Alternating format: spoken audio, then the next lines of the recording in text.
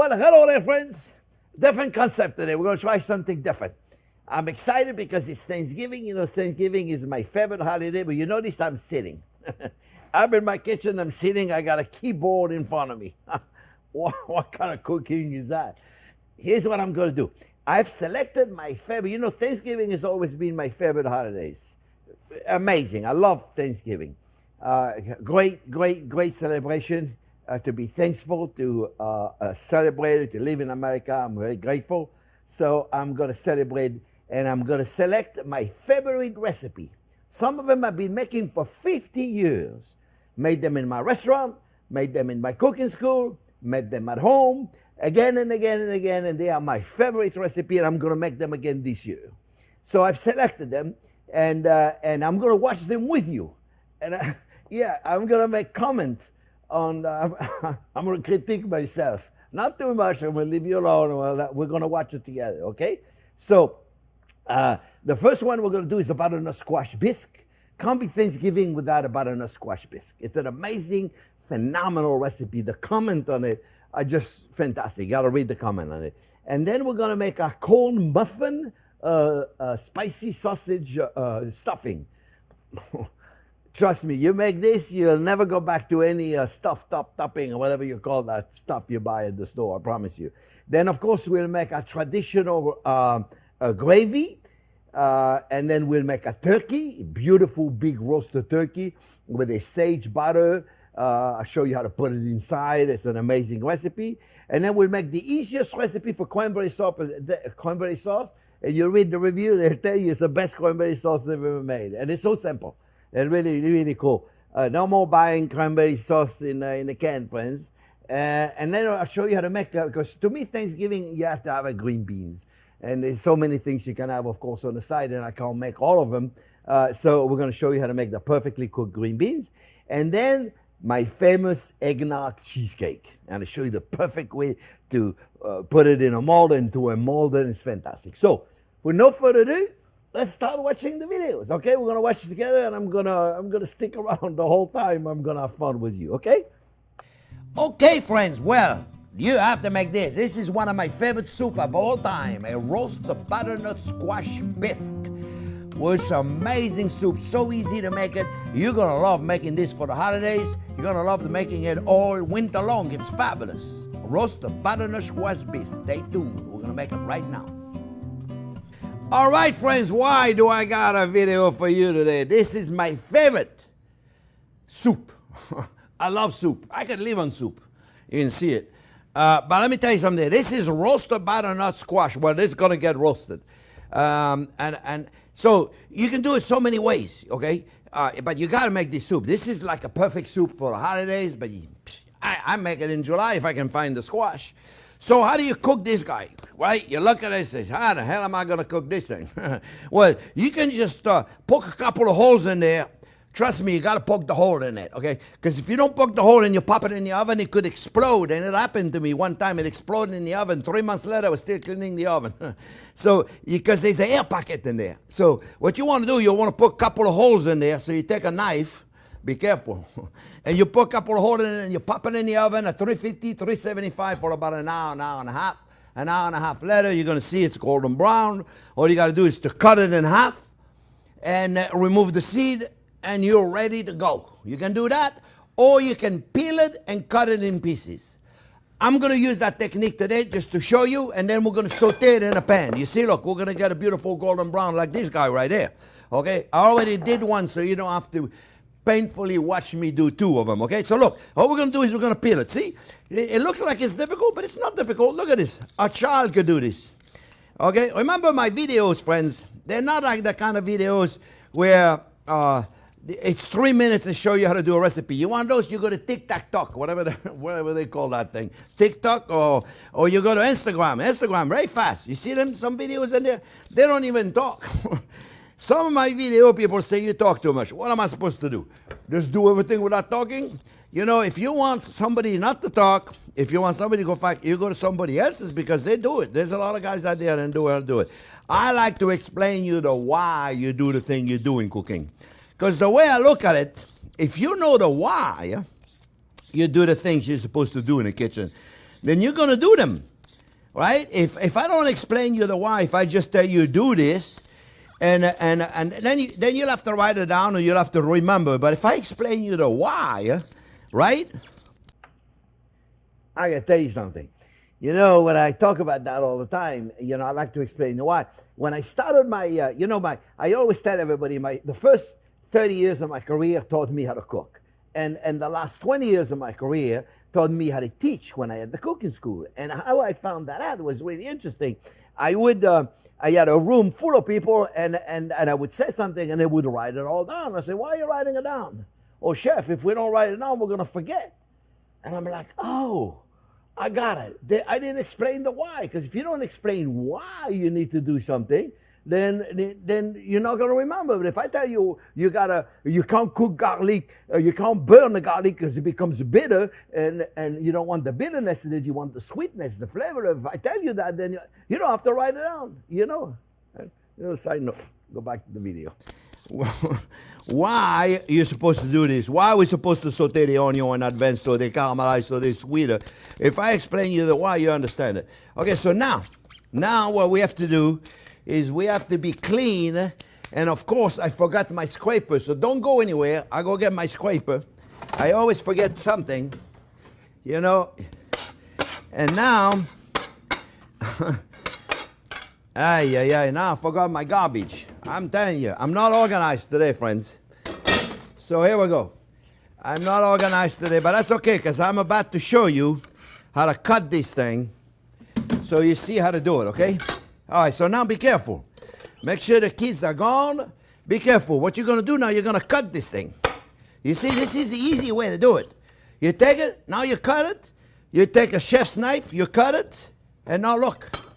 Now right there, friends, we have the, we're going to take a spoon, okay, and we're going to remove the seeds. You see, look, right there, you remove the seeds. See right there? You don't want to cook the seeds. So like I said, friends, you can do it this way, which is not difficult. It's faster than if you want to roast it. Okay, you remove the seeds. See, there you go. I got it. Right? You know, I'm stopping again. Sometimes I forget. You know, I did this video, I taped that video about 2 years ago. Was that about 2 years ago, Jack? It was about 3 years ago. So I haven't watched it in 3 years. I love watching it. It's fun. You know, I don't normally watch my videos until the next day I watch it, but I don't watch it again. I haven't watched it in 3 years. Although I could have went a little faster, I think, but we're going to move the seed, and of course I'm going to, again, have a mess because I forgot to put my garbage bowl, but it's okay, all right? So look, we want to get clean, we want to be clean. Uh-oh, I hate it. I don't want to keep stopping, but it's very important. Get yourself a garbage bowl. You know, it's so much easier to do it. Yeah, I'm telling you to do it and I forget. To have a dirty cutting board, and you know when I do a pepper, when I do a squash, when I do everything, I like to have a clean space, work area. There you go. So now I'm going to do this again. Put it in my garbage. Remember, never use your knife. Mamma mia.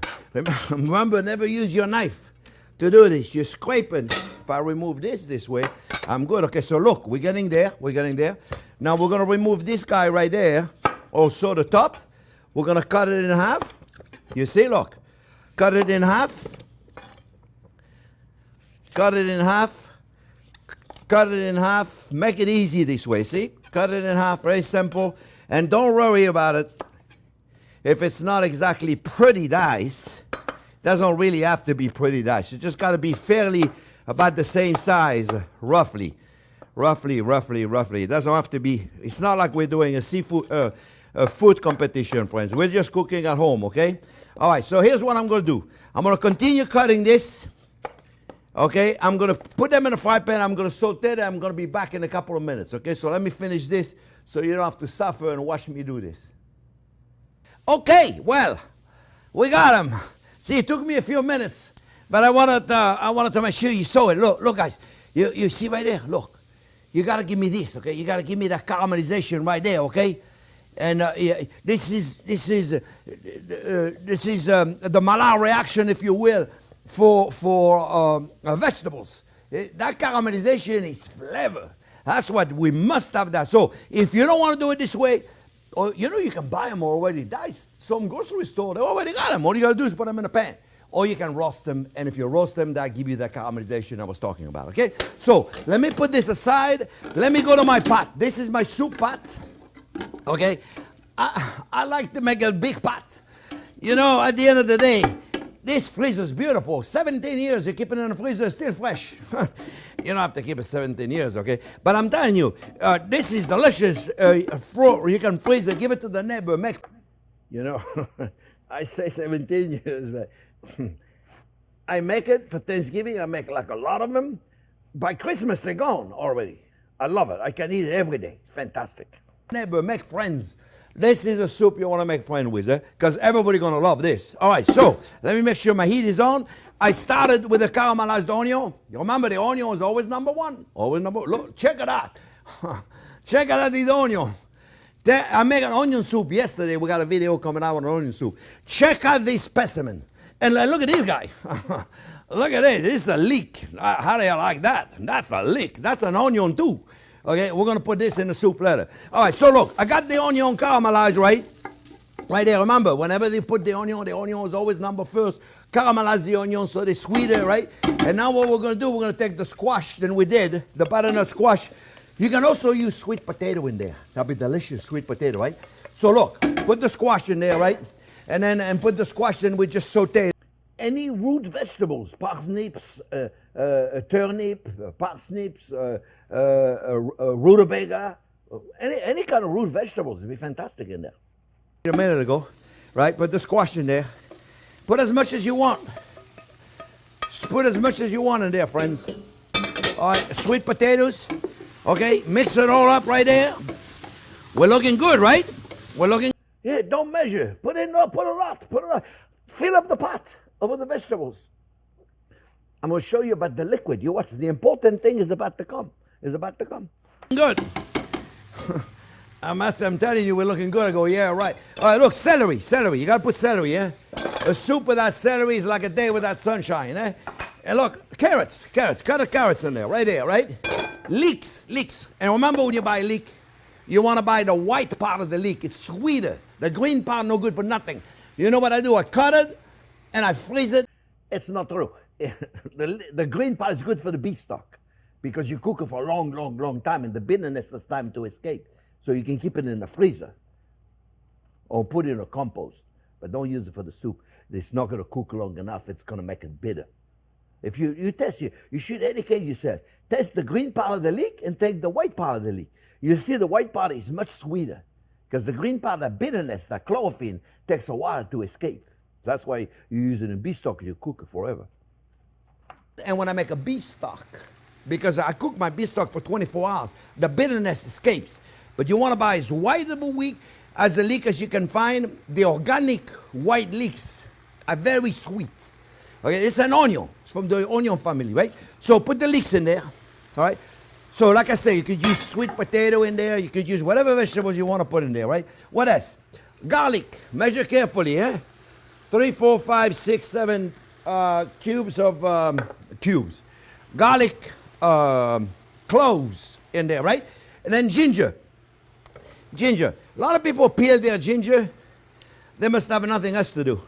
Okay, I don't peel my ginger, okay? I use the microplane grater. Be careful with this, okay? This is great. This is a microplane grater. It's not the one you use for the citrus. It's the one you use for the cheese and the chocolate and the ginger and the garlic if you want to slice it very thin, okay?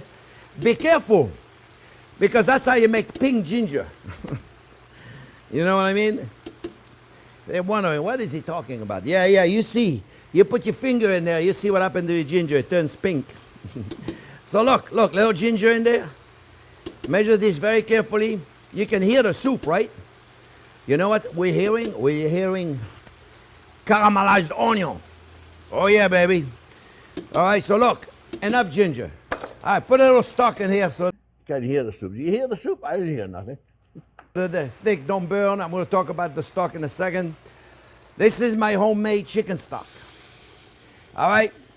Now, let me explain. It's important that I explain everything, friends. Okay? Like I say, you want a quicker video? Go to TikTok. TikTok. Whatever they call it. Hey, for salt, instead of using salt, I'm going to use a little soy sauce. You okay with that? You don't want soy sauce? Just use salt. Okay? It'll be perfectly fine. We're going to use a little maple syrup. I like Stonewall Kitchen maple syrup. It is so amazing. Just there you go. Measure carefully. That's the secret. You got to measure everything, okay? Yeah, maple syrup. This is delicious right there. Oh yeah. Oh yeah. You can rub that on your body too. Put a little bit of cumin. Be careful with cumin. Don't use a fork to put it in. Put a spoon. It's better. Cumin. Be careful, friends. Cumin is as wonderful as cumin is. It has to be in the background. What do you think? I think that's it. Oh, in the background. What does that mean? That means you shouldn't be able to recognize cumin right away. If you're testing it and you test cumin right away, there's way too much. It's too much. You guess should say, is that cumin in there? Not like, oh, there's cumin in there. You know what I'm saying? Big difference. Not in front, in the back. So you recognize about after a minute or so. It's about the butternut squash. It's not about the cumin. Cumin is a flavoring. Same thing with garlic. Same thing with ginger. Same thing with all of that stuff. It has to be in the background. It's like a flavor enhancer for the squash. It's a squash soup, not a garlic soup or a ginger soup or anything else for that matter. Matter of fact, you know what? When the soup is cooking, after it's cooked, I'm going to put a bit of bourbon whiskey. I got this maple bourbon whiskey. You can put it in a soup and then you can do whatever you want with it. I'm telling you, it's delicious. I'm going to put a little more stock. So let me tell you about the stock, friends. Okay? Of course, we make our own stock. Look at this. Look at this pot. I got a stock right there.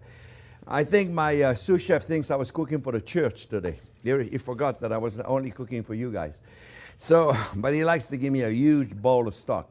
Look how beautiful that is. Our stock is a little green because we put a lot of leeks in there too.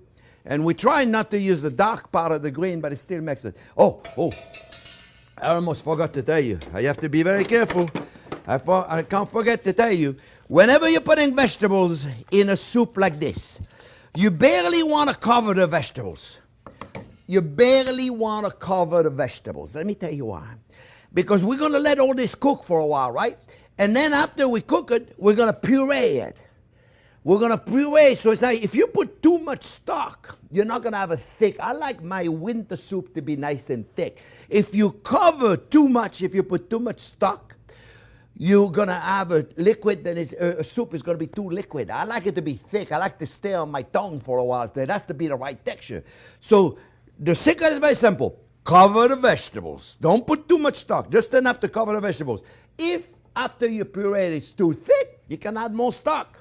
But if you made it too liquid, then you have to thicken it with like a cornstarch or something. You know what I'm saying? All right, so it's very simple. We're going to bring it to boil.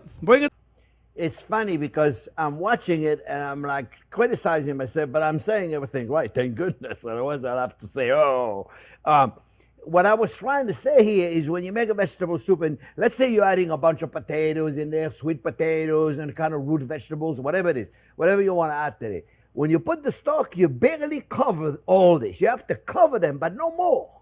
Don't put more. Because when you puree it, you're going to end up being too liquid if you do. And if you're too thick, you can always add more stock later. So when you cook, cover the vegetables. That's all you need to do. And you'll see later on we're going to puree, and we did it all right. But you'll see, it's very important. Just cover the vegetables. So you put your stock, don't measure. Just cover the vegetables. That's the cool part about making this soup. You don't need to measure. You put as much vegetables as you want. Fill up the whole pot with vegetables. It doesn't matter. As long as you cover them with stock, you're in good shape. Now, let's continue. Boil. Bring it to boil. The minute it's boiling, we're going to reduce it down and we're going to cook about 45 minutes to an hour. Depends. I just want to make sure the vegetables are nice and soft, and that'll tell me that I can puree it. That's all there is to it. If you got to put salt and pepper, you know I didn't put pepper. I didn't put any pepper in there. You can put a little hot sauce if you want, okay, just a little bit right there. And you'll test it. You'll see if it needs more salt. And if it needs more salt, you can put more soy sauce or you can put more salt. It's really up to you. It's really simple. This, and then you know what I'm going to do at the end? I'm going to put some cream, I'm going to put some whiskey, and I'm going to put some corn at the end after I puree the whole thing. I'm going to make an amazing bisque. This recipe you got to make. So we're going to let it cook, and then we'll come back in about an hour from now. So stick around, go do something, and come back and see me in an hour, okay? I'm going to stay here. I'm going to watch it. This time I'm not waiting an hour. All right. About an hour and a half later. Okay. Oh, well, that's pretty fast. I hope you're enjoying it so far because I'm having fun watching it. Nice music. I don't remember us doing that. Okay, friends. Well, it's been cooking for an hour and a half now. An hour and a half. A good hour and a half it's been cooking. And my vegetables are soft. You can just check it. You see if your vegetables are like you take a spatula and you can squeeze the vegetables. You know you're ready. An hour and a half, it should be more than enough, okay? So now what you want to do is, oh, you know what I forgot to do earlier? I forgot to put a little nutmeg in there, so don't be shy. You can put a little nutmeg at the end, okay? It's up to you, really. I use a fresh nutmeg grinder, but you could use the nutmeg your grandmother gave you 17 years ago, okay? It won't taste like anything. All right, so look, a little fresh nutmeg right there. Let me tell you, if you've never had fresh nutmeg, oh yeah, baby, it is delicious. Okay, so now what we need to do, friends, we need to stop the heat because there's no reason for me to have it all boiling when I'm going to do that. Now we're taking an emulsion blender and we're going to puree the whole thing, okay? And hopefully by the time I'm done, I'm going to have a perfect texture, okay? And this will be determined based on how much stock did I put in. We should have a nice thick consistency, yeah? So look, folks, to save some time, because I was going to take too long with this thing right there, I brought my friend.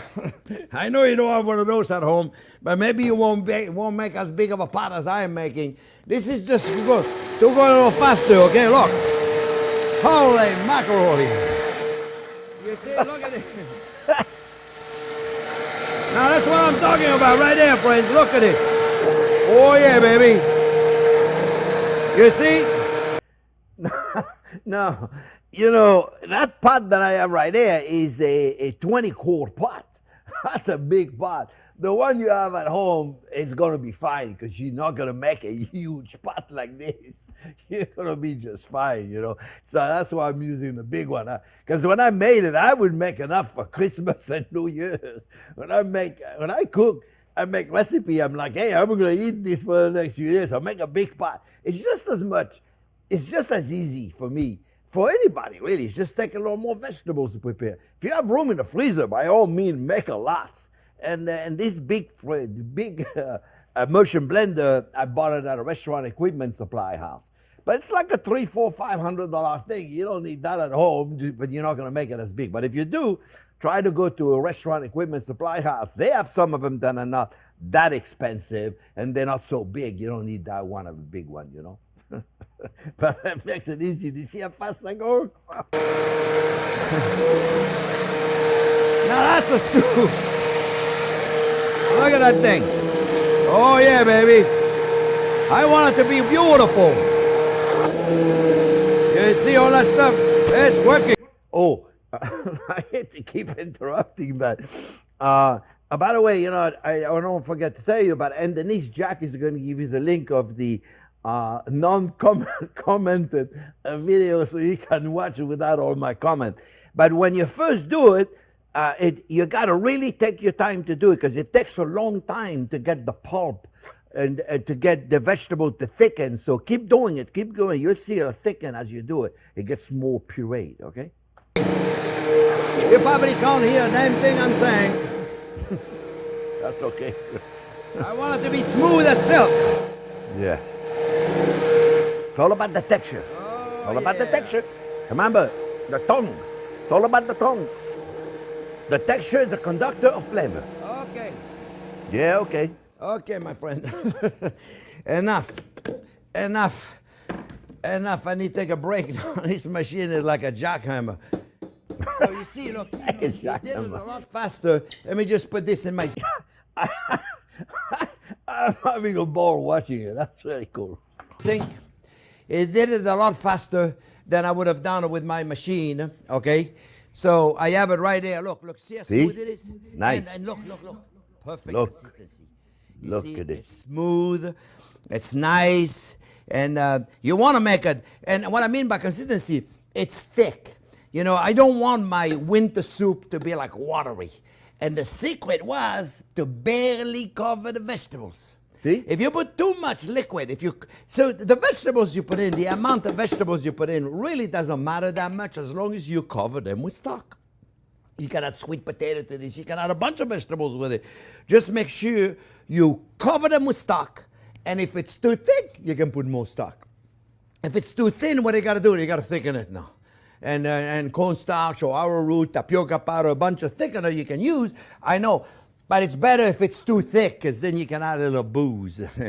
Bourbon flavored whiskey. Measure carefully. You don't be putting too much in there. Remember now. You don't want to make them drunk. And people ask me, oh, I don't have booze. What kind of? Don't worry about it. Don't put the booze in there. A little sherry one in there, delicious. I have this Bristol cream. I also use Savory and Jame cream sherry. Is delicious. Right? Look, corn. I'm going to put some corn in there. You just got to make sure you puree. Friends, that's for the texture. Extra texture. You have a smooth silk soup, and then you got the corns in there. It's like a festival of texture in your mouth. I'm telling you, it's amazing. You put this silky soup, then it's amazing. You have to put it in. And don't be afraid to put the booze in. At first, okay? Before you put the corn, because you don't want to puree the corn. The corn is going to give you a really beautiful texture, okay? So look, put the corn at the end after you puree your soup. Okay, so take your time to puree it so it's very, very smooth, okay? Put your corn in there, and this is going to give you a nice texture. You see? This is going to give you a beautiful texture. Look at this. Oh, yeah, baby. This is going to be delicious, right? And then, did I put the whiskey in there yet? You can always add a little bit more. Or you can keep the whole thing. Don't worry. Oh, yeah. See, I like it nice and thick. I love a winter soup to be very, very thick, okay? But you put it however you want it. To me, it's all about the texture. Remember, 8,000 nerve endings on top of a tongue. The taste buds is the conductor of the flavor. So if I give you something too thick or too thin, it doesn't taste the same. So it's very important. Texture is a conductor of flavor. Oh, baby. It just needs a little more salt. So here. Don't be shy. Put a little more salt in there, right? And you can put a little more pepper also if you want it in there, right? All right. So now I can't use my mixer anymore, so I got to use a tool like this. You see, I got to use a tool like this and make sure the salt is in. Without salt, it's not the same. Making me hungry. So you have to have the right amount of salt, okay? It's really, really important. All right, let's see what we got here, friends. We'll test it one more time. Whenever you add more salt, Right, Jack? you got to test it. Making me You hungry. got to test it one more time to make sure it's correct. If not, then perfect. Okay, so now we're going to make a plate. You can do a plate, very simple. All right, let me move all the stuff out of the way. There you go. Shh, don't tell anybody. There you go. Nobody will know. And your friends are going to say, "Oh, we like your soup." Don't tell them what's in it. And the kids, they'll go to sleep early. Yeah, give an extra serving to the kids. 8 o'clock, can we go to bed? Oh, that's what my mom used to do. Oh, yeah. So look, I gotta tell you, it's true. You know, we lived in Provence. We lived in the first house where we grew up as kids. We lived in a little village called the Tolonnais next to Aix-en-Provence, right in Provence. And next door to us was a winery. And they had this most amazing Rosé de Provence that you can still buy. And of course, we were friends. They were neighbors. We were kids. We were in a winery. And that was my first job, by the way, to pick up the grapes when I was a little kid. But anyway, so we'd get the wine, and my mom would go, "Kids, have another glass of wine." Have another glass of wine. By 8 o'clock Saturday night, we were like, "Oh, Mom, we got to go to bed." Yeah, okay, go to bed. And slept like it's wonderful. what you're going to do now, you're going to take a ladle, right? And you're going to put it in a soup bowl. Oh, did I put the cream in there yet? No, I didn't put the cream in yet. Oh, my God, you got to put cream. It's a bisque. What's the difference in a soup and a bisque? The bisque has got a little cream in there. Why do we put the cream in there? What's the purpose of it? It smooths out all the sharp edges. It's got all the flavor in there, and the cream just makes it. You don't have to put the cream in there. You don't have to put the cream in there, but I do. There you go. The secret is to measure carefully. You know, it's cooking, friends, not rocket science. Okay, remember, we're not sending a man on the moon. We're just making a little soup. Okay, so make it however you want it. Look, all we're gonna do now, friends, I love those soup plates. Look how beautiful they are. I serve my risotto in there too. I love them. They're beautiful plate, right? So look, we take a ladle. Look how beautiful. We have had a lot of email asking us where those plates come from. They come from a company called Fortessa, Fortessa. And you can go fortessa.com and you can buy directly from them. They sell at the restaurant and hotels all over the world, but you can buy directly from them. And they're really, really cool plate. And I'm telling you, you serve anything, a risotto, a soup, a stew in a beautiful plate. It's like a piece of art. Then you give it a beautiful framing around it. It's very important, friends. I promise you. Sometimes you go to a fancy restaurant and you see this dish, and it's a normal dish like a risotto or a soup or something, but it's served in this beautiful plate. It just makes it so much better. It's a subliminal thing. Subliminal. Let me get back cooking. That looks. I'm telling you, folks, you're gonna make that soup, and you're gonna think you went to heaven. Look. Oh, yeah. So you can, this is like a big ladle. You see that texture? 8-ounce ladle. Right there. Look at the texture. Is that gorgeous? Look at this, right? Yeah. That's it. Don't give him any more. Look at the texture. Fat, right? And you know, let me tell you what I got right here, folks. I got a sour cream with a little hot sauce and a little whipped cream, just to make it liquid enough, so then I can put it in a squeeze bottle. Right? Otherwise, I wouldn't be able to put it in a squeeze bottle, right? And I'm just going to put it on top of the soup. Friends, simple, right? The sour cream, a little bit of whipped cream, a little bit of hot sauce. I mean, like a heavy whipping cream, right? To make it a little liquid, because sour cream is too thick, right? So you put a little bit of whipped cream and a little bit of hot sauce and salt and pepper, and you make it liquid enough so you can put it in a squeeze bottle like that. Or you can just take it with a spoon. If you just have sour cream, it's too thick. So that's why you put the heavy cream to thin it down a little bit. And it makes a nice presentation. Again, remember, Psola, you look at it. Oh, that looks good. It's going to taste good. It's beautiful plate, beautiful thing. It's going to taste good. Subliminal. Just like that. This very, it doesn't come out. Just like this, friends. You see if it's too thick. A child could do this. Like at the beginning, it was too thick. See, it didn't work. Right there. And then we're going to put a little more onion in there. By putting a little chives. You can do this. Nothing. Chive, you know, chives is a beautiful thing. Chive is chives never cook chives. Lily family, and chives doesn't require to cook.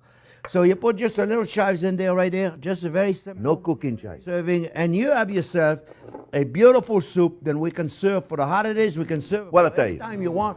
A roasted butternut squash bisque. You gotta try to make this recipe. It's fabulous. If you like it, remember. Ring the bell so you get a notification every Thursday when we put out a new video.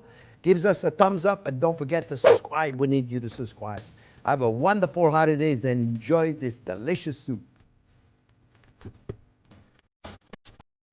Friends, I didn't even test it. That's at the beginning of it, I was afraid to eat on the air because I was unsure how things were going on, and now I'm like so happy to test it.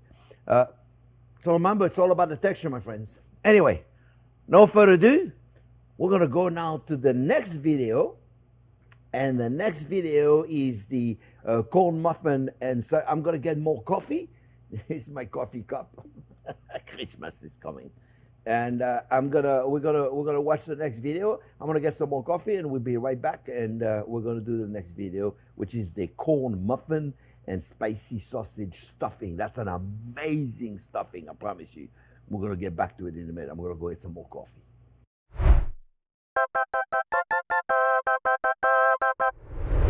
Friends, here we go. This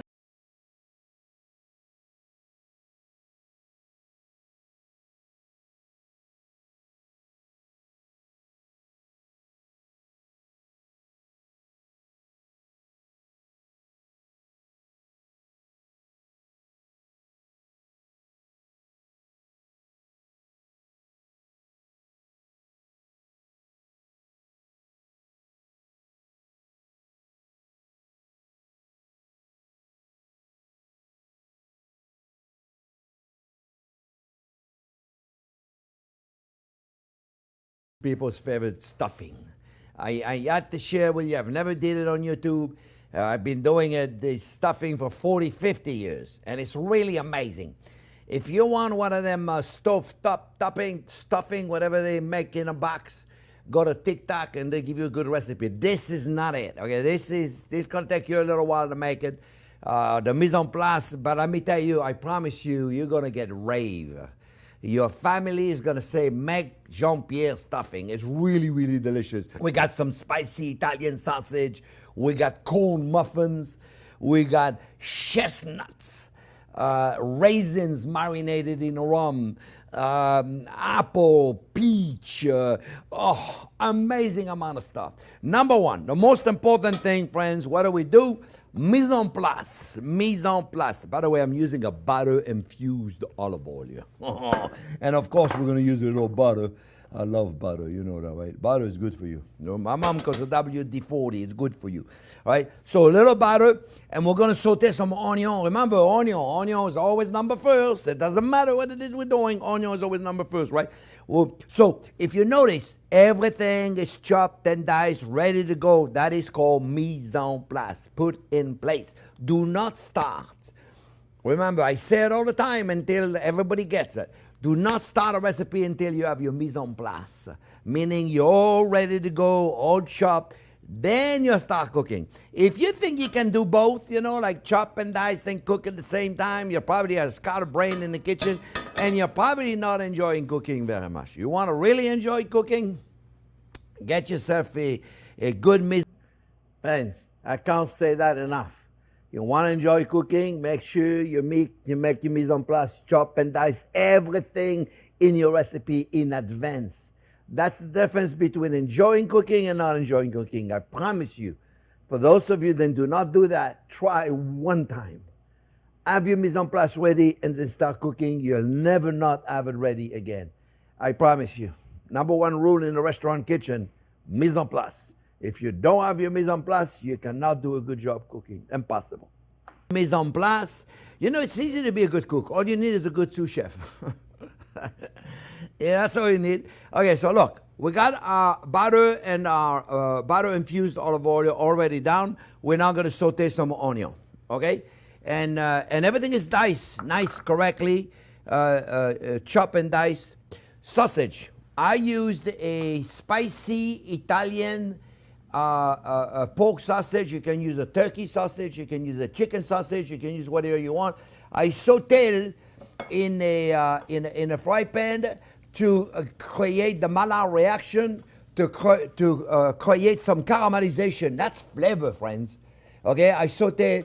I removed the extra fat that came out of the sausage. You can leave it in there if you want. Depends the sausage you buy. It could be a lot of fat. So if you don't want sausage, you can do it with ground chicken or ground turkey also. It'll be delicious. You can even do it with ground tofu, believe it or not. You really can. There's some ground tofu these days and they're wonderful. But you still want to saute it and get that beautiful caramelization right here like that, okay? That's flavor.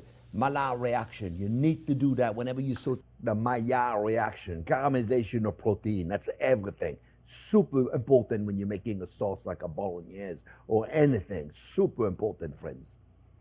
You're making a bolognese sauce, you got to do this. All right? So look, we saute the onion first, right? And we got them going on. And then we're going to put our vegetables. And for vegetables, we have carrots, celery. See right there, friends, mise en place. Everything, all those bowls ready to go. Makes it fun. Celery. For fresh herb, we have rosemary, thyme, and sage. You got to put sage, right? During the holidays, you got to put sage. And then peaches. I got peaches diced in a light syrup, so they're not very sweet, right? I got a Granny Smith apple. Then I put in a little lemon water so it doesn't get oxidized too much, right? And then I'm going to use buttermilk. For moisture, I'm going to use buttermilk. And then look at this, look at this, look at this, look at this. Do you think that's big enough? This is raisins marinated in rum. You don't have to marinate them in rum, you know. You can marinate them in apple juice if you can't have alcohol. Poor you. But anyway, they've been marinating for a long time. You know, you should have a... Friends, those raisins, I use them in during the whole holidays. I put them in the sweet potato. I put them in the beans. I put them in puddings. I put them in all kind of preparation. And of course, the stuffing and all that. They are amazing. And so what you do, you get yourself a box of raisins. You can get the white raisins or the dark raisin, and you put booze in it. And if you can't use booze, then you put an apple juice in it. Make sure an apple juice will last for a while, not a fresh apple juice, because that won't last for a while. And you leave it in the fridge, and they'll get plumped and everything. But if you forgot to do all this, you can put them. You can take a cup or raisins and put them in the apple juice and put them in the microwave oven for a minute or two, and that will plump them up. Bucket. You should have a bucket of rum raisin during the holidays. I use them on everything. Let me put the carrots in there, friends.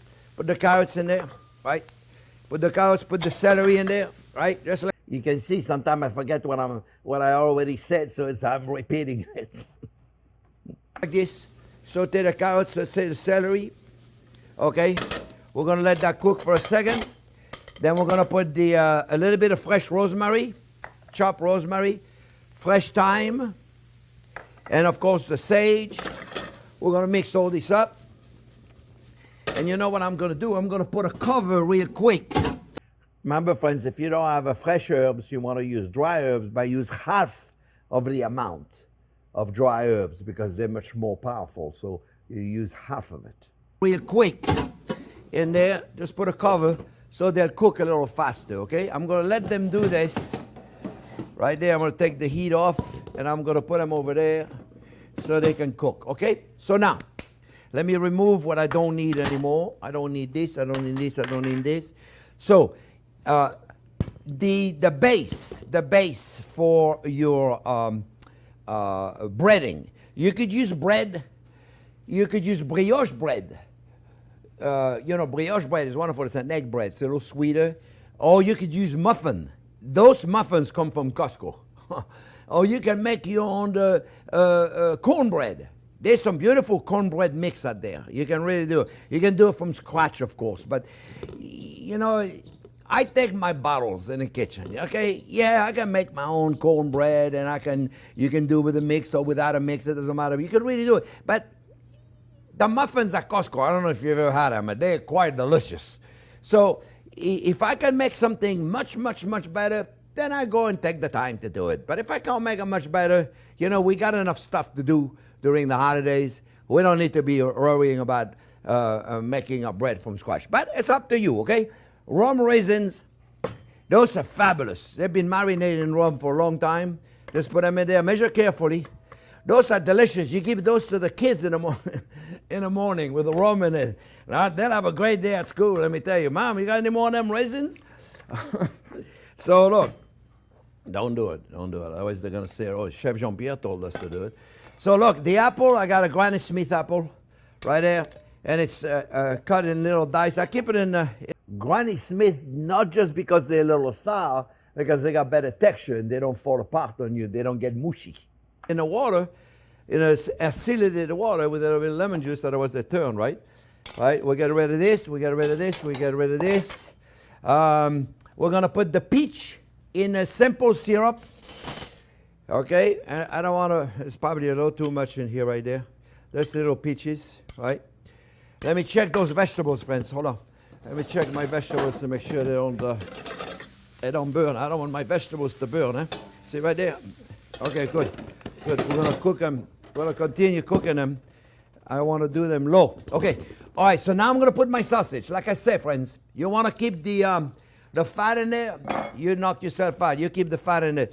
I rather not. But it's really a matter of opinion. Eh? So far, we're looking good, friends. Look, look, look. So far, we're looking really good. I want to mix it all up.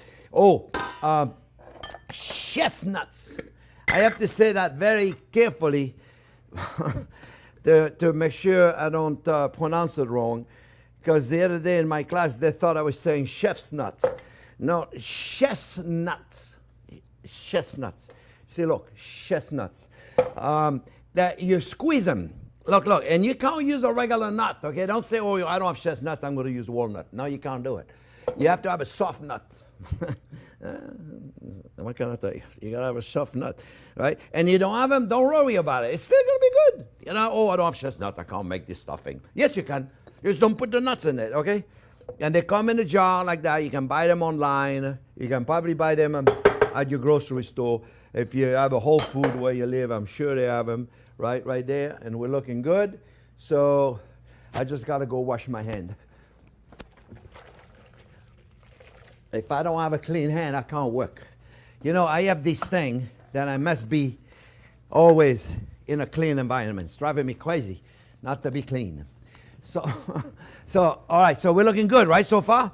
We got, like I said, you don't have chestnut, don't put them in. You don't have raisin, don't put them in. It's not like those are structural. Now, if you don't have bread or a muffin or something, then you got issues, okay? But, all right, now the vegetables are cooked probably. Let me just, making a mess here, but it is what it is. Vegetable. I'm just thinking, you know, this I can tell it's 3 years old because we were in 2 microphones. We always had issue with microphone, so we were 2 just in case one wasn't working. You know, sometimes it would happen, we're in the middle of a video and we'd say, we lost the sound in the middle of it. Something went wrong with the batteries or whatever. And look at those 2 microphones. It was such a pain in the butt to put in every time. Now I got a microphone, you don't even see it. It's a little thing like this, you don't even see it. That's funny. Vegetables are done. All right, we're going to put them in the pot. Let me just go back in there, friends. I'm going to put the vegetables in there. And I'm about to teach you a couple of more things that are really, really important. Yes. Right? It looks amazing. So you know what you could do also in there? You could put sweet potatoes. Yeah. Sweet potatoes would be perfect, delicious Diced. in there. All right. But you can imagine it already. I bet you can already yeah, I'm say to agreeing. yourself, wow, this is looking pretty good. This is looking very good already, I say. right? I bet you can say that. I bet you can say that. Now, Yeah. The only thing wrong with this right now, friends, it's a little dry. And not very dry, okay? But it's a little dry.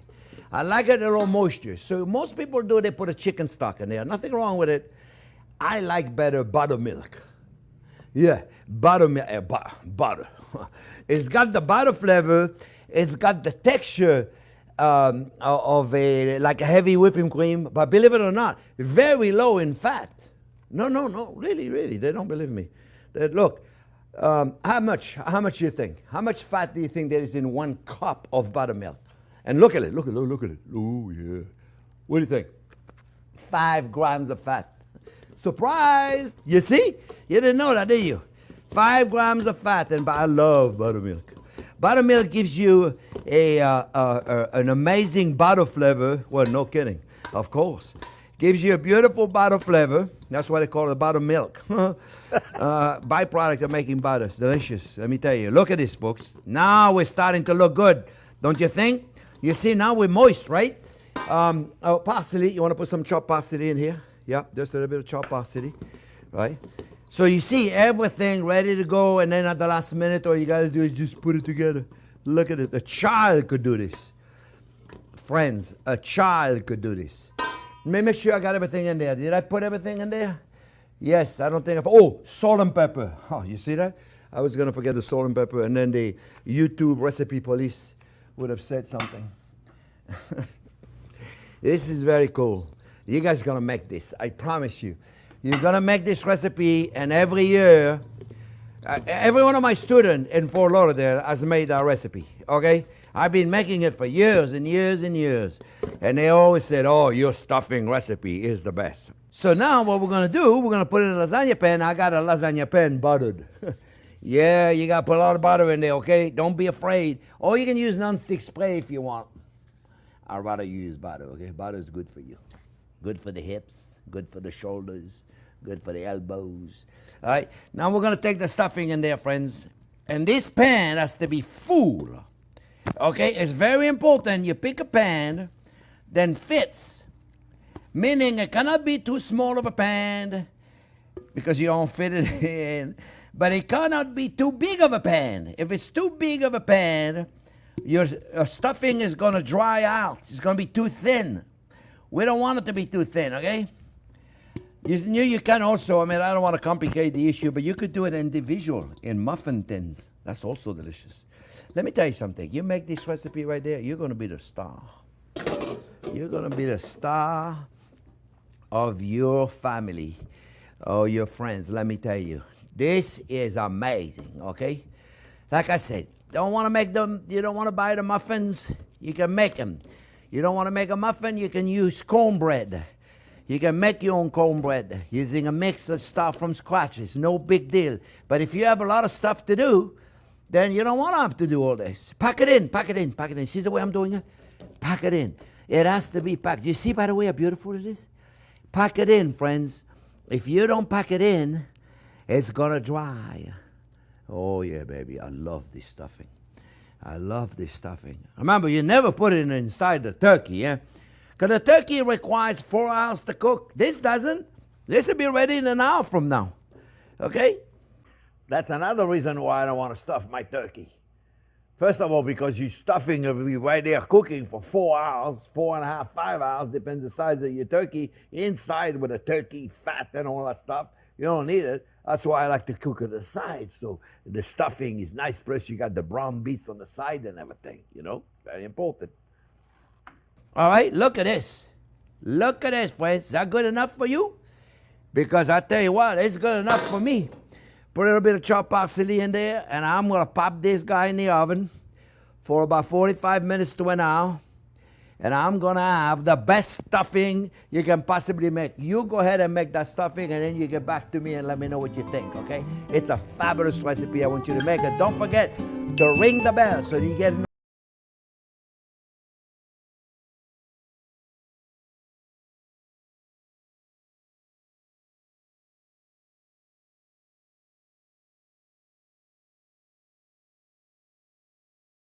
So, Frank, can you believe that this was the beginning of the channel? That was really, the channel was brand new at the time. I know we created the channel in 2006, I think, but I was not involved with it at all. It was a producer, then did my cookbook, then started. But nevertheless, I started, really, this was our first months, I think, of doing it. The Thanksgiving. So we didn't know the importance of testing and showing you the finished product and showing you what it looked like at the end.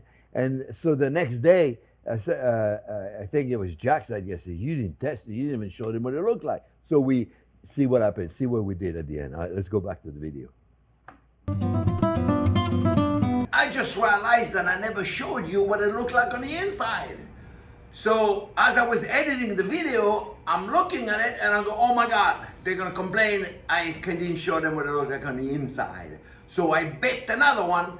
I have it in the oven now, and it's just Leanne and I, we're taping it, and she's doing it on an iPhone, so it's not full production, but I have to show you what it looked like on the inside. It's just amazing. And it smells amazing already. So I got it in the oven. Here it is. I baked that one just for you guys so you can see what it looks like. And here it is. Look at this. Look at this thing. Is that gorgeous or what? So what we're gonna do, we're gonna put a little bit of chopped parsley in there.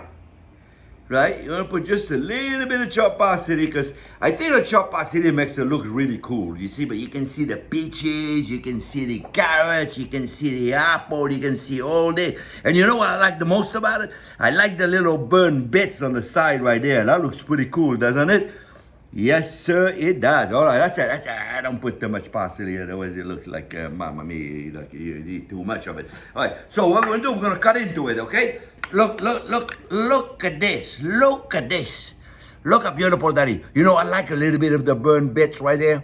That looks amazing, doesn't it? And let me tell you, you put your turkey on top of this, this is gonna be amazing. I'm just gonna take a bite of it to make sure, to make sure it's good. Plus, I'm hungry, so.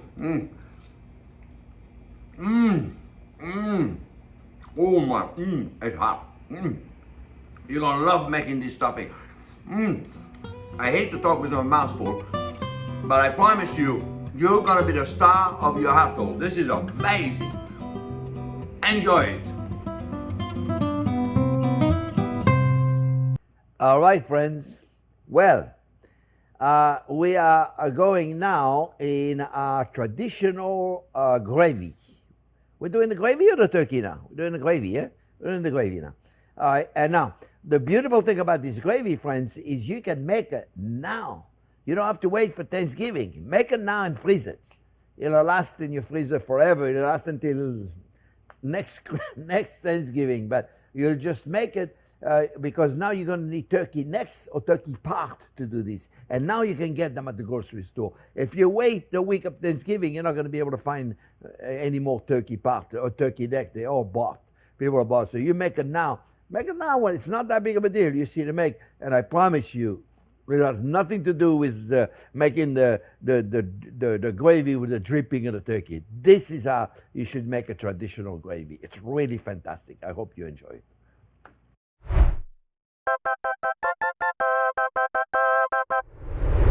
Well, hello there, friends. Fantastic video today. I just finished making this amazing turkey gravy. You can serve it with chicken. You can do it with anything. It's amazing. Stay tuned. I'm going to show you exactly how to make it. Remember, thumbs up if you like the video. Don't forget to subscribe to the channel and ring the bell so you get notifications. Stay tuned. I'm going to show you how to make this beautiful gravy. Hi there, friends. Fantastic show today. I am going to show you how to make a traditional gravy. Well, a kind of a tradition in my house anyway. Instead of using the dripping of the turkey, I don't like them, I start from scratch. So last year we made a beautiful gravy. You can find it on YouTube. Where we used a beef stock and a port wine. So it was more of a dark gravy, which I've been serving in my restaurant and my cooking school for years. But this year, I decided to make a more of a traditional color, if you will, gravy. Or we're going to use white wine and we're going to use chicken stock instead of using a beef stock. So, real simple. I was referring of the turkey we did the gravy we did the year before, which is dark mahogany in color. It's also fantastic, but less traditional because of its color. And this time we used the white wine. You'll see, it's beautiful. Do you see how beautiful it looks like at the beginning? It's really, it's amazing. Friends, I went to the store and I got a turkey because I'm going to do another show that I'm doing this year is I'm doing a turkey breast, stuffed turkey breast. So I bought the whole turkey and I deboned the whole thing. But for you guys at home, you want to make a gravy from scratch, you're going to get yourself a turkey. Inside the turkey, you get what? One neck. You don't want to get two necks. You only get one. What are you going to do with one neck? You can't make much of a gravy with one neck. So you know what I do? I go to the grocery store and I buy turkey neck.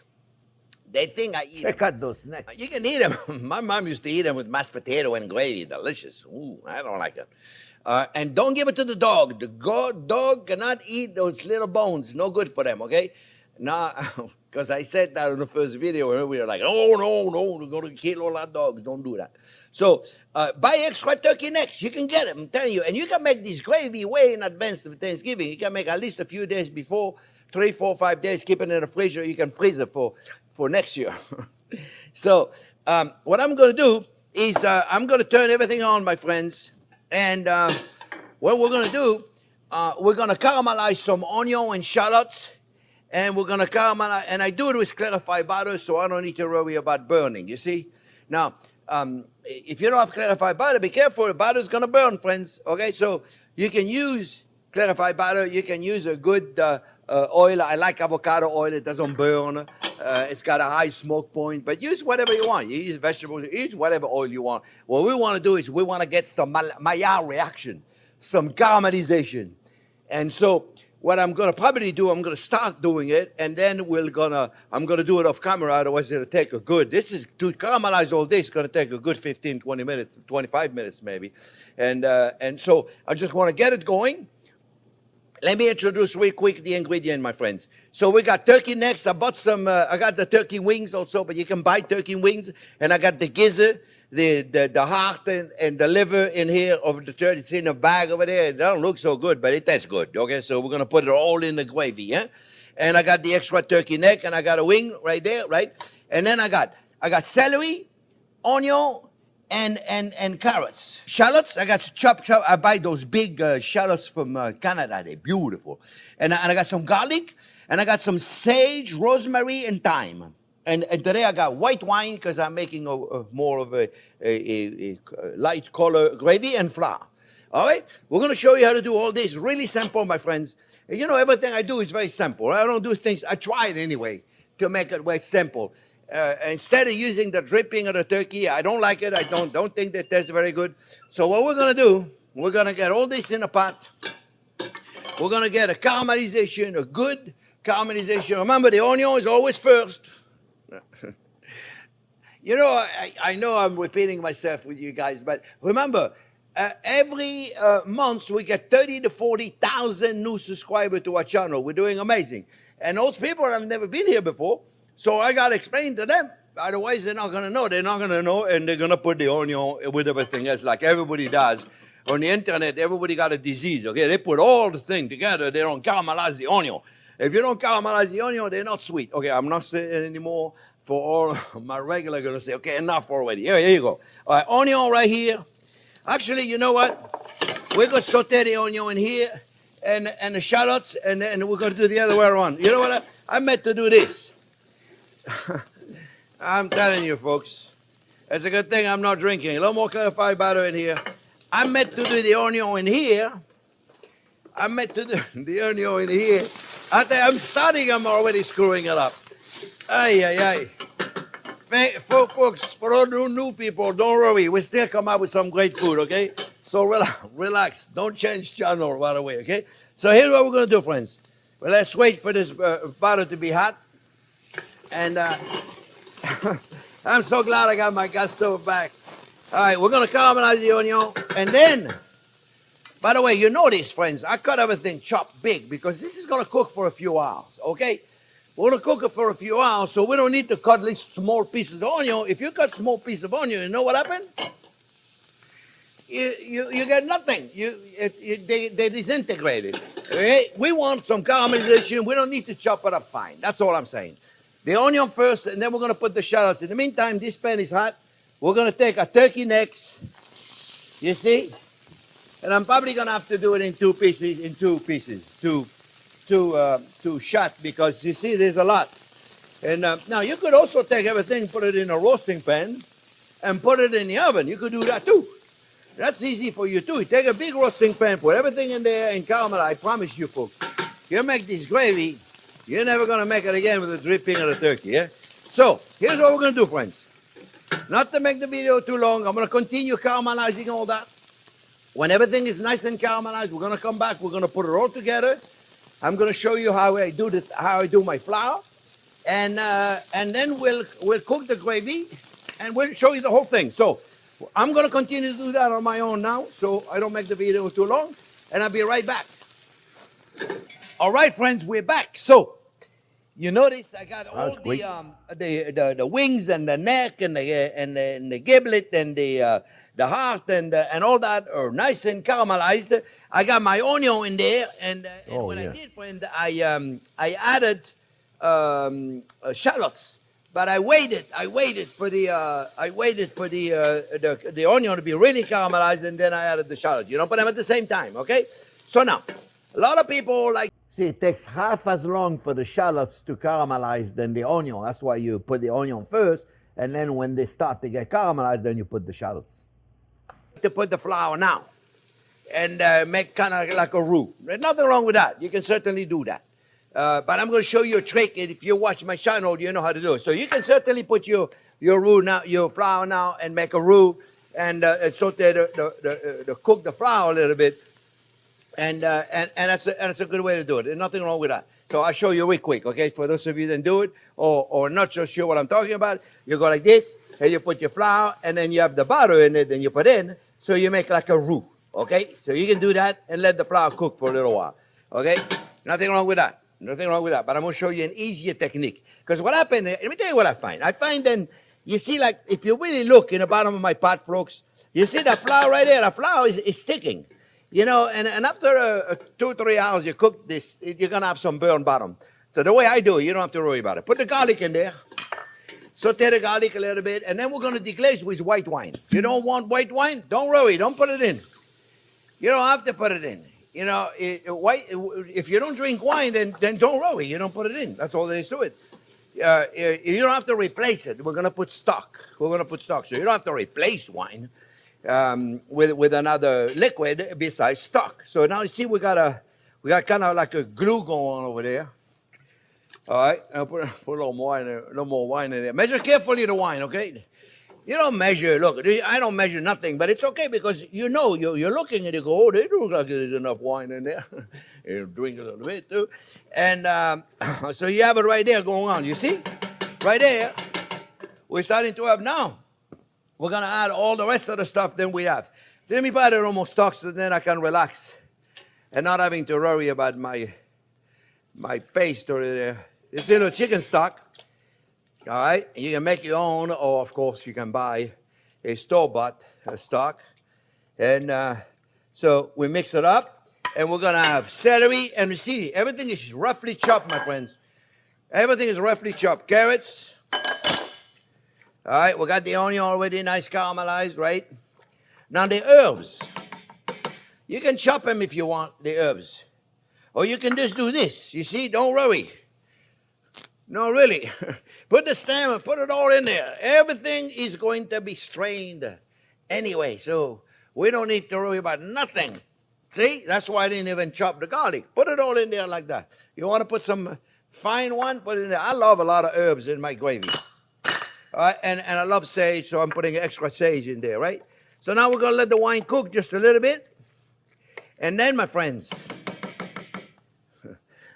it smells good already. It smells like Thanksgiving. Thanksgiving is my favorite holiday of the year, period.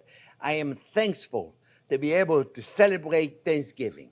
I love it. I love it. I tell you, every year in my school and in my restaurant was a big celebration. In a cooking school, we started doing 2 days, 3 days, and then we would do 2 weeks of Thanksgiving cooking. 2 weeks, every day, different menus.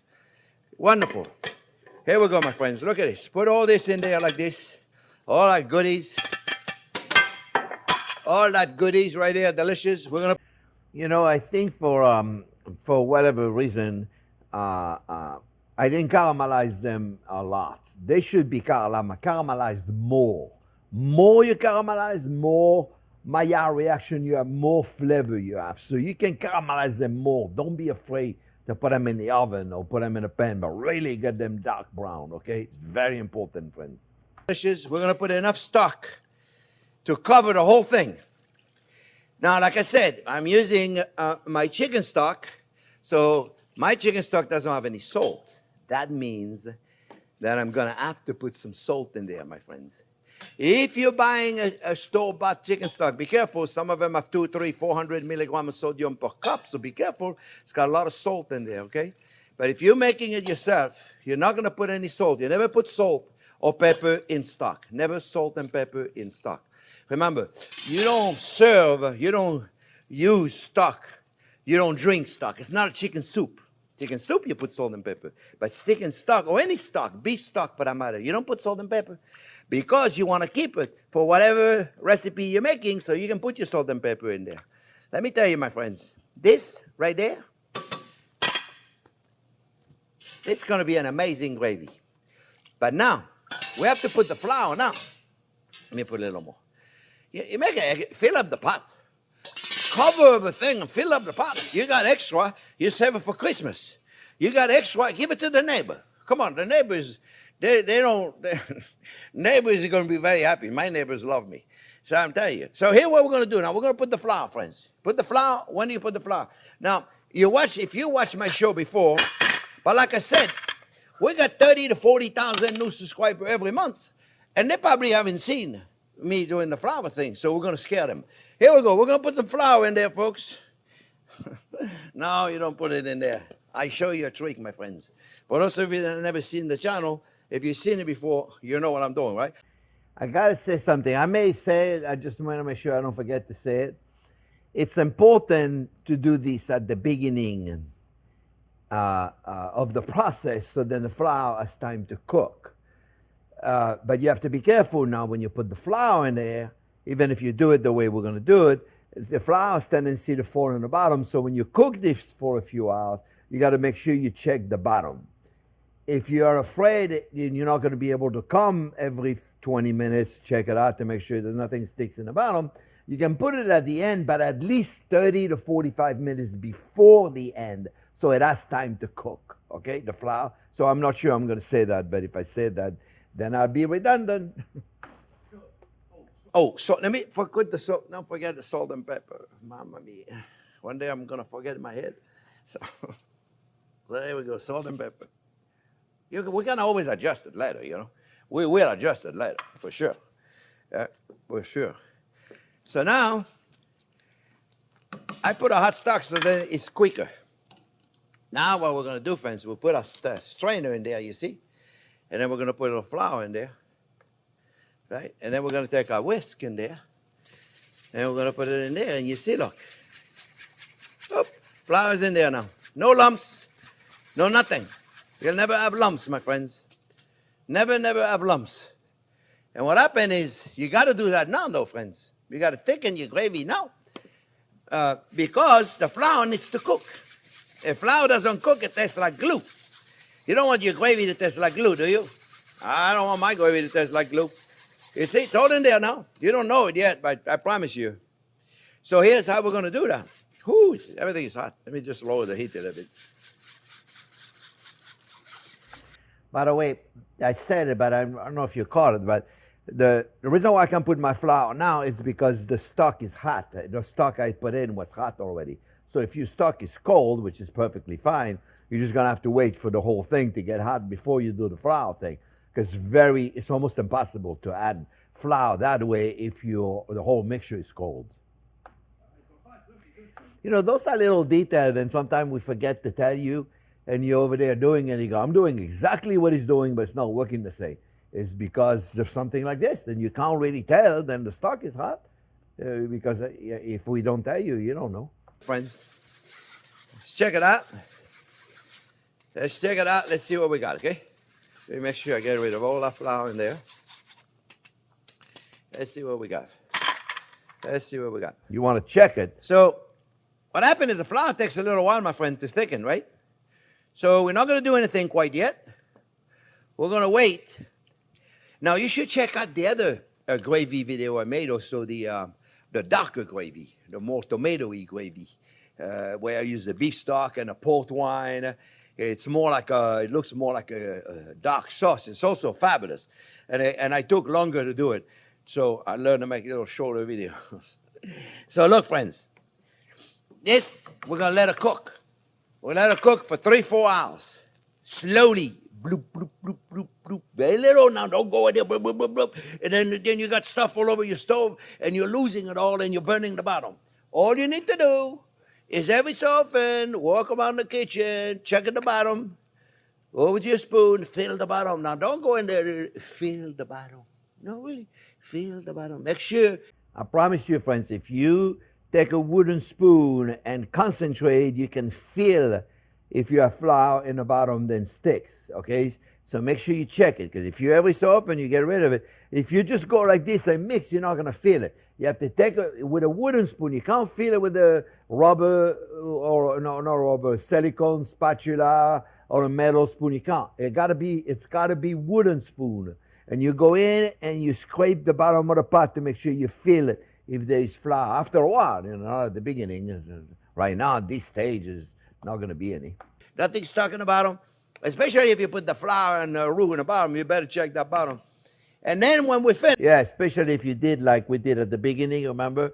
For sure that flour is going to stick. So you have to really get rid of it. Finish. I'm going to show you how beautiful that is. We're going to finish. We're going to get the right texture. All right, friends? So we'll be back in about 3-4 hours, however long it's going to take to cook this thing. It smells amazing already. So stay tuned. We're going to show you how to finish it, how to drain everything, how to make it a beautiful gravy. All right? We'll be right. See, at the end of the day, it's not that complicated. I mean, it's complicated because I talk a lot and I explain a lot. But at the end of the day, turkey neck, leeks, carrots, celery, and onion. I mean, it's not that big of a deal. And some fresh herbs. And it doesn't matter how you cut things. You can this is not a complicated thing to do. And you can make it, like I say, way ahead and keep it in the freezer. Right back when it's finished cooking. All right, friends, 4 or 5 hours went through. Take your time. You only have 2.5, 3 hours, then that's what it is. But give it some time. Longer you let it cook, more flavor you're gonna get. All right. Now we don't care if the meat is overcooked, friends, because we're not gonna eat it. Well, I mean, some people are gonna eat it because let me tell you, there ain't nothing wrong with it. So you can see the meat is falling apart here, my friends. You see right there. So I'm gonna not worry too much about saving any of the juice because when the cameras are off, I'm certainly going to do it. I want to show you the rough things to do it, right? So then the principle of it, you're going to say it's taking a lot of the juice out. I am, but don't worry. So the bones are falling out. Actually, you know what I should have done? I should have taken something that had bigger hole. Same thing. I still get it out, but it's okay. I'm going to use all this. So I just wanted to show you the principle. So then you have it. That's the idea, remove everything, right? We want to remove the big stuff first, and then we're going to strain it. Remember, we got all the herbs in there. We got the whole garlic in there. Now, there's nothing wrong if you want to leave it in there, but I just think it's more elegant if we have a beautiful, smooth gravy, okay? But do it however you want to do it. It's your gravy. You know what you could do also? You can take all this and put it in a colander in your sink. See, on the left-hand side, if I would have used the colander there inside a bowl, most of that juice would have already drained. So what I did when the camera was off, I took that, I put it in the colander, let it all drain for an hour or so, and I had all that juice, and I added it in the gravy. So if you did it right away, then you wouldn't have as much right there to handle, because it'll go through the colander. So a big colander in a stainless steel bowl or whatever bowl you use, and then you can take, because the idea, you cannot put this through a fine mesh strainer with all that stuff in there. It's going to plug it all up. So you get rid of the big stuff, and then you put it in the strainer. And with a big bowl underneath, and catch everything. Because if you try to put this through a fine strainer, it's too much stuff to go through the fine strainer. You see, friends? If you try to put all this in a fine strainer, you're going to have too much stuff. It's going to plug. You see, look at the meat right there. You see it right there? Well, you can't see it, but it's in there right there. Yeah, it'll be amazing food right there, friend. You put it in through the colander, give it 20 minutes, and all of the juice is in there. I just wanted to show you the principle. I'm being redundant because I'm afraid I was not going to say it, but I'm glad I'm saying everything. That's cool. All right, so you take your time to do it more than me. Otherwise, that video is going to be 3 hours long, which it may end up being anyway, right? Right. It's going to be that anyway. You'll see him. Quick thing, right? When we started doing YouTube, people would say, you got to make video 5 minutes. 5 minutes. Because more than 5 minutes, you're going to lose everybody. Nobody's going to watch your video if they're more than 5 minutes. Some of our video are an hour and a half long. And you guys are so fantastic. And you're watching and you're learning. And it's an amazing journey, let me tell you. I'm telling all the chefs, don't listen to anybody. You know, at the beginning, we had a lot of comments. People say, oh, your video was too long. We're not watching your channel. You know, hey, go to TikTok. If you're not watching it, we are talking to people that want to learn. So don't listen to anybody. For those of you that want to start your own YouTube channel, don't listen to people say it's got to be 5 minutes. It's got to be good. It's got to be informative. It's got to be things that people are going to learn and they're going to better themselves for it. So don't worry about how long it is. As long as you deliver, they learn something, then it's going to work. My right, I have a pot ready, but this I'm going to strain, trust me, because this is all goody right there. All right. I'm going to put it through a colander. Right now, I'm going to get rid of this. I just want to finish it quick.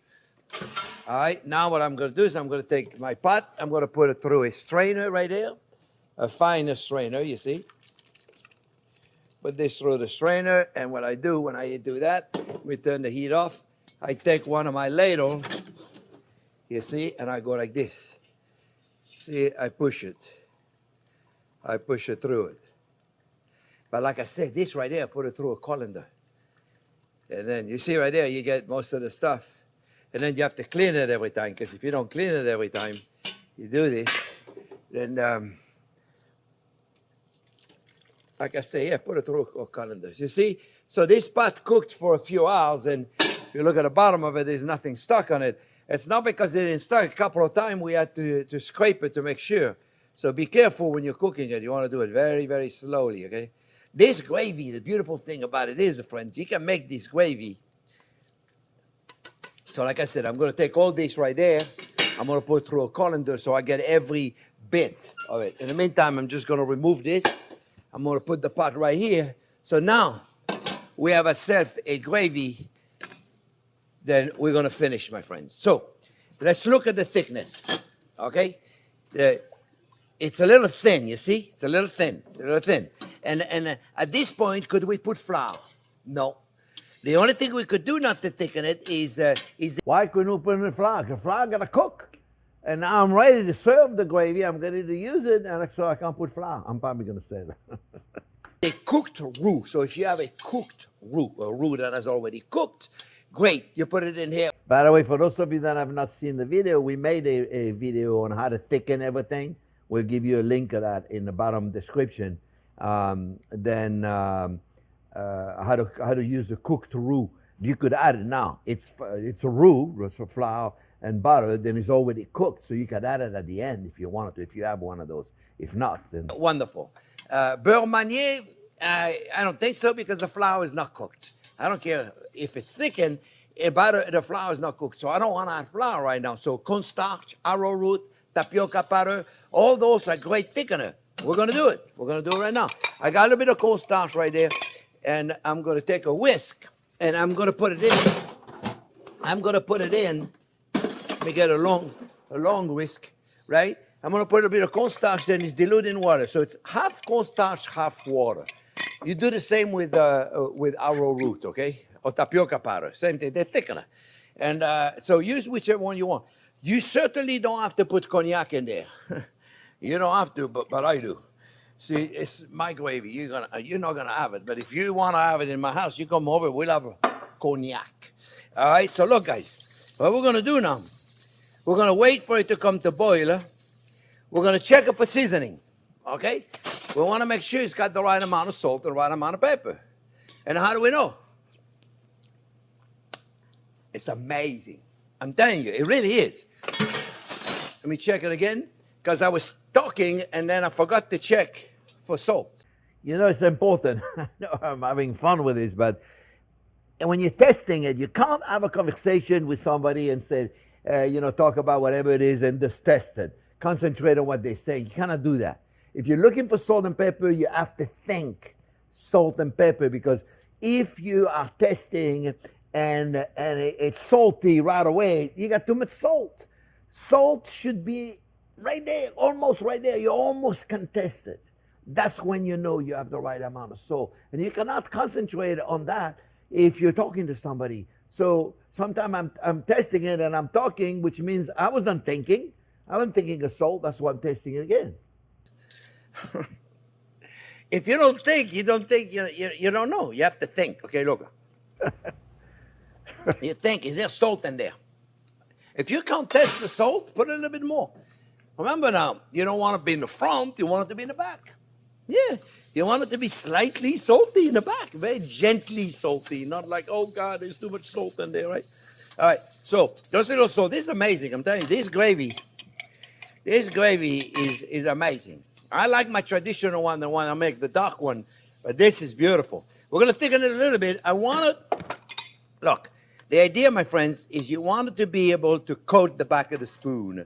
It's really not coating the back of the spoon. It's staying on it for a second, but it's not staying in there. So just think of something. What's the barometer?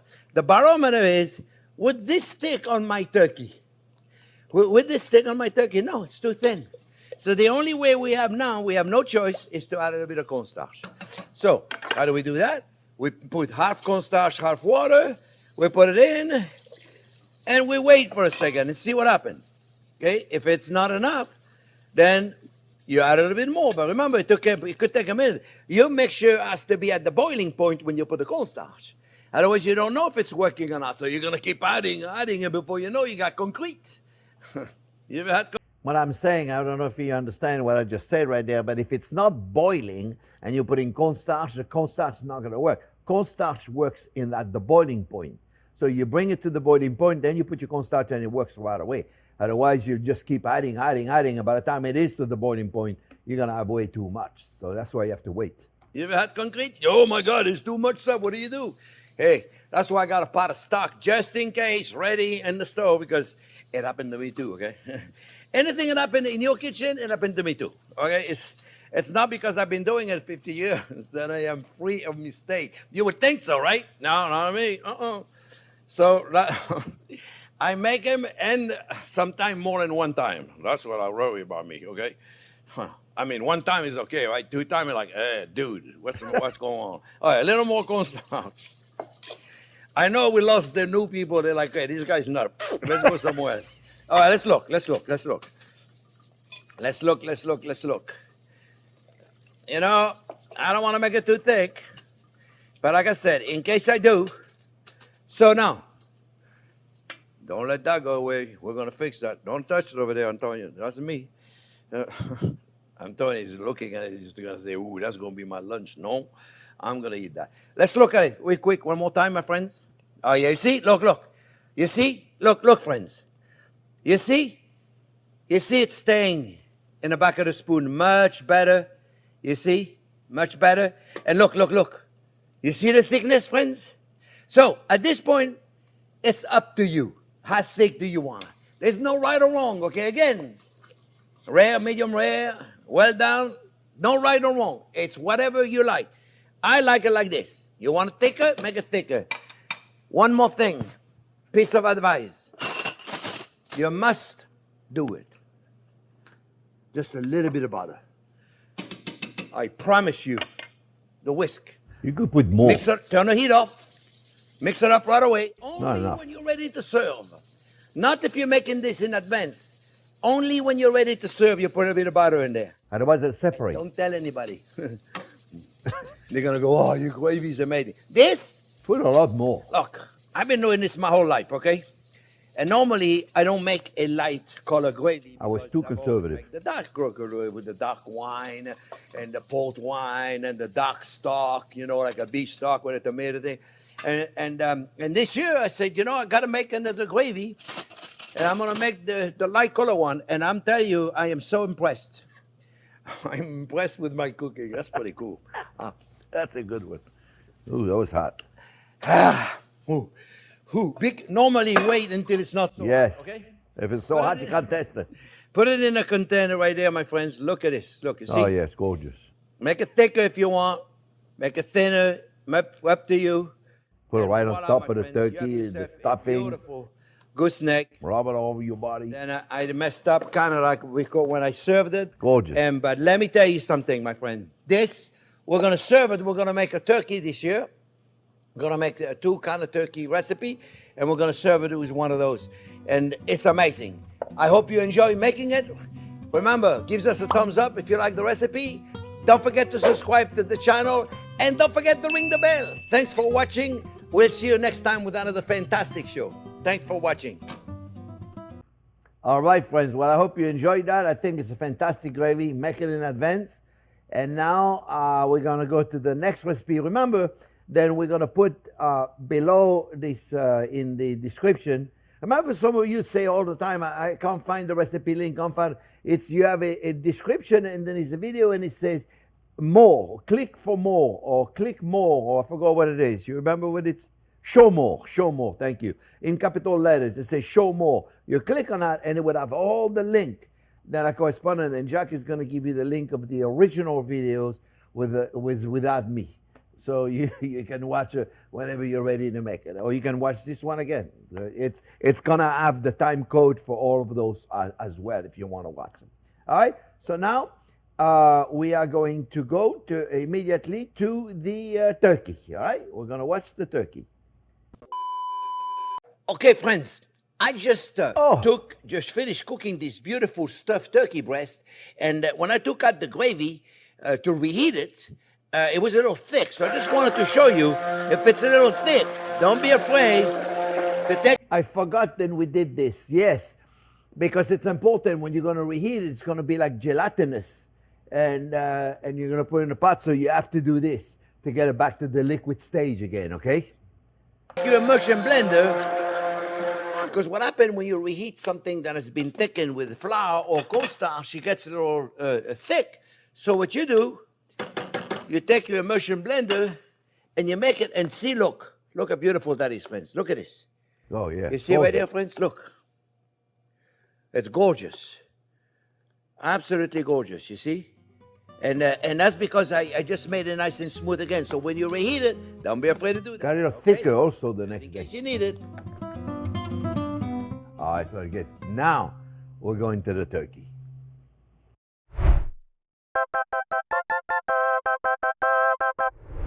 Hi there, friends. Another fantastic video today. A roasted turkey. I'm going to show you how to prepare it, how to roast it, and how to carve it. So stay tuned. We're going to show you exactly how to do it. Don't forget, if you like the video, give us a thumbs up.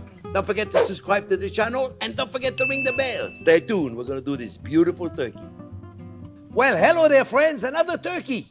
This year, we're going to put a sage butter underneath the skin, and then we're going to make a glaze. It's going to be an amazing a turkey recipe. For those of you that have not seen last year, even if you saw it last year, you should watch this one too. It's wonderful. All right, we got the turkey. Let's get it ready to go on a rack. First thing I like to do is I like to flip it around the side. I'll talk a little bit more about the turkey in a minute. You know what to do. You want to get it to room temperature, friends. Room temperature before you put the butter on it. So you take it out of the fridge about an hour before you're ready to cook it, okay? I got the bag on the inside with the neck and the gizzard and the heart and all that, and we use that to make the gravy. And for those of you that have not seen the gravy video, I highly recommend it. All right, first thing we're gonna do is we're gonna get ourselves a little piece of butcher twine. I'm gonna tie the two wings, and I'm gonna create what you would call it a rack. For those of you that may not have a rack, I have a really cool rack. We'll talk about that later. But if you don't have a rack, let's make a rack with the turkey wings, okay? So what I do is I take them, I hold this one right there like that, and I give it a karate chop, okay? Normally, I have a sous chef that helps me to do this, so today I'm going to do it by myself because he's in vacation. All right, so we take this guy right there, and we do the same thing right here, okay? We take it, and see, it's good when somebody's over there on the other side holding it. So we're gonna crack. Gotta have somebody help you, because I tell you what, it's tough to break that joint right there and put it in. But I did it okay the first one, but the second one, you can't hold it and crack at the same time. And when you hear the crack, don't worry, we're not hurting it, it's already dead. Okay? So when we take it, we take this guy. There you go. You may have to have somebody help you do this. And you take your butcher twine right there, you see. You can see why it would really, really help you if you had somebody. Somebody help you, makes it easy. You got it really, really, really nice and tight. So you give it one knot. And then you give it another knot. And then you give it another knot. Just in case, right? And then we're going to take a knife. And we're going to get rid of the excess. And then we're going to take our turkey, and now, boom, it's got its own rack. Check that out. How cool is that, right? It's on its own rack. Now we're going to take this extra skin right there. We don't need it. We're going to take it out. All right? Now, let me just clean up, because, you know, I hate it. Thanksgiving is my favorite holiday of the year, my friends. I love it, love it, love it. But, you know, you don't have to wait Thanksgiving. You can make a turkey. I do the same with a chicken. I do the same thing with a roasted chicken. Okay, so we can do the same with a roasted chicken. Okay, so now you notice probably then the legs are usually attached with the extra skin right there. They attach them right there, the legs, right? So what I do is I entwine them just to give me some room. I'm going to tie them back, don't worry. Because what I want to do is I want to go inside the skin, and that gives me enough room. We got to go very, very slowly in there, my friends. You see, look, gently, because we're going to put a butter in there. Be gentle, otherwise you're going to crack the skin, okay? All right, so look, go in there, take your time. Jean-Pierre, you can't take all day because you got a video going. But take your time, okay? Go in there. Go as deep as you can, friends. Without cracking the skin. Now, be careful. See, I'm holding it right there. Eh? I'm holding it. You don't want to crack the skin right here, friends, okay? Oh, we did good. Nice camera Really work, cracked the Jack. skin. Hold on one Nice second. editing. I'm gonna wash my hand real quick. Okay? I'm gonna get him dirty all day anyway. So I'm gonna get him dirty all day. And now we're gonna make a little sage butter, friends. All right? How do you make a sage butter? Well, you use butter, fresh chopped sage, right? Fresh chopped sage, little bit of salt and pepper, right? Measure everything carefully. And then we're going to put the zest of an orange, okay? And for those of you that have never seen, because you haven't watched all of our videos, this is how you use a microplane grater, okay? You don't do this thing over there with the fruit on top. You put the tool on top of the fruit. And you see, look how cool that is. You see, you get a lot more oranges or lemon or lime if you just put the tool on top, okay? And I know a lot of you have not seen my chicken Milanese. You got to check it out. That chicken Milanese is amazing, okay? And that's when I show you how to use that to make a beautiful lemon sauce, which, by the way, I think I forgot. I made a lemon sauce, a chicken with a lemon sauce. I forgot to put the lemon on it. What kind of lemon sauce was that?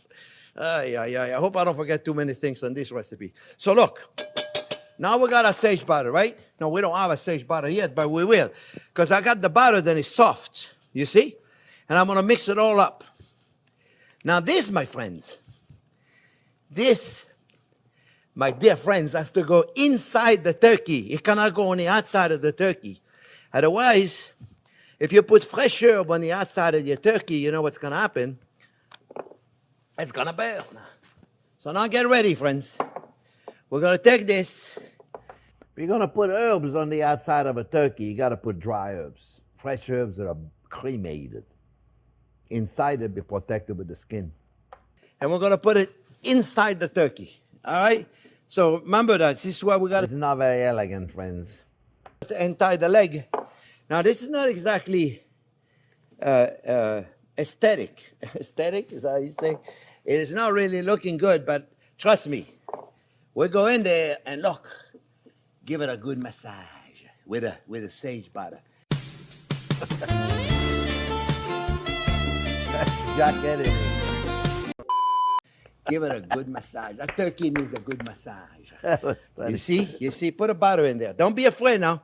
Your hands are going to get all messy, but so what? Your turkey is going to be good. That's what's really important. Put it all in there, my friends. Don't be afraid to dirty your hand, okay? There's no other way to do it. You want it to be nice, then you got to do it nice. You got to put a lot of butter in there, my friends. And excuse my hands, but that's the only way to do it. And some people say, put a glove on. I'm going to be eating that, so don't worry.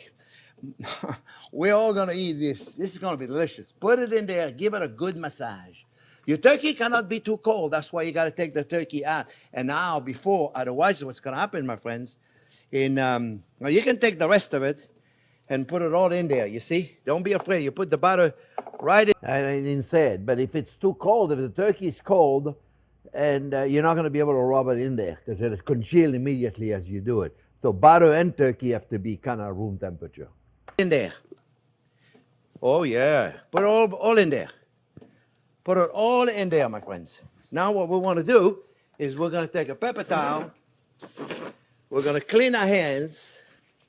And then we're going to stuff the turkey on the inside with fruits and onion. And I don't put stuffing on the inside my turkey, my friends. I do not do this. And the reason why I don't do this, let me put a little hot water in there, is because the stuffing, I like to cook it in a lasagna pan, separate. So you get the burnt bits of it. It's a lot better than having the stuffing on the inside of the turkey. Yeah? For those of you that watched last year, you know exactly what I'm talking about.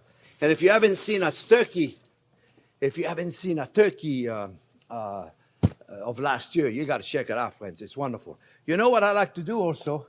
I like to take a couple of beautiful leaves of sage and put them right there. Probably going to have to wash my hand again. Put them right there, right there, right there. You see? The skin becomes kind of transparent Right at the edge, right there. when it cooks, and you can kind of see them when it's cooked, when it comes out. Not now. I'm telling you, this is a whole After video. it's cooked, you can He see spent them 20 in minutes there. washing his hands. They look nice. The video is going to be a long one. I ain't going to be a quick one, I'll tell you what. Well, we'll try to make it short. All right, so now, what else do we do, friends? Yeah, we know. Well, this right there, Jack is put going, it no. away. What we do now, we stuff the inside of the bird. So, onion. We take it up like this, you see, and we're going to stuff it. So we got onion in there. Then we got Nice apples. camera work. I like to use a Granny Smith apple. It's not very sweet. And when you don't think you can put any more in it, shove it more in there. Okay? Put some fresh thyme in there. We're going to have some fresh thyme in your gravy. You're going to have some fresh thyme in your stuffing and sage. Put it in there. In there. You're going to be amazed, my friends, or what's going to happen. The flavor, when you cut this turkey, the flavor you're going to have in there, you're not going to believe it. Stuff it. And when you don't think you can put it anymore, shove it more in there. I promise you, when you cut your turkey... Force it in. Oh, yeah, I love it. You're going to smell the fruit, the onion in there. You're not going to believe how amazing it's going to smell. But we're not finished. No, we're not. No, we're not. Okay, come back over here, you. All right, let me see. Let me see if I'm good. See, now, it's really, there's no more I can put in there. No more I can put in there. So now, the leg, my friends, I got to tie them back. So now I put them back where they got them from, where we got them from. You see? If it happens, see, you got to be careful with the skin. Don't crack the skin. Watch for that skin. Okay, if it happens, then this is cracked for you right here, this thing right here. You want to take a twine and twine them. No, I told you, we're not finished. And the reason why you want to do that, friends, is because if the leg are left open, it's going to dry out the breast. The breast's going to cook faster, and it's going to get drier. So it's important then you keep them like that. That's why you want to tie them together. We're not finished. Now we got to cover it, got to give it a good... See now, the sage is in there, the sage butter. That's going to make it a very nice moist bread. You want to skip that step? Skip that step. But one thing you don't want to skip now, friends, is butter it up. That turkey loves butter. Oh, yeah. You can never put too much butter, friends. Don't worry. Most of them, people are not used to this channel. They say, these guys are nuts. And that's okay. We love it just the way we are. We're going to put a lot of butter. And like I said, it may seem like a lot. But I promise you, most of it, all of it is going to just melt. And what's going to do is going to keep the turkey nice and moist. I promise you, you make this turkey, you're not going to believe it how moist it is. And how simple it is. A child could do it. A child, well, maybe not exactly a child. Maybe he's a little older child, not a younger child. Don't be afraid now, friends. I want you to take your time. I want you to take your time to put a lot of butter in there, my friends. Okay? So, this is the week for us. We're releasing a video every day. And I don't know if you saw the announcement we did, but we announced the whole menu for the week. So we made a beautiful stuffing that you can cook separately. We made a beautiful gravy that you can make separately. This bird right there, that's the only thing you should do the day of Thanksgiving. Everything you can do the week before, my friends. All right? So don't be shy now. Check. That guy knows what he's talking about. I can't see the other side, so let me look. Let me see. Oh, we got to make sure, because this is going to be pretty. And then I'm going to show you how to slice it. We're going to make a beautiful one, you watch. So don't be shy now, don't be shy. Don't be shy. Well, I'm never really shy when it comes to use butter, okay? Yeah. All right. So now, that's all we need, my friends. That's all we need, that's all we need, that's all we need. So this is a cool deal. You watch this. You know what you should do when you're ready for Thanksgiving, you're ready to prepare your turkey, turn the video on, and we'll do it together. This is not the kind of video where everything is ready like a tic-tac-toc over there when they do something. You have no idea what they're doing. I'm doing it with you. So let's do it together, okay? This is the kind of thing here, then we do it together. All right, did I finish the other side? Because I can't see the other side. Let me see.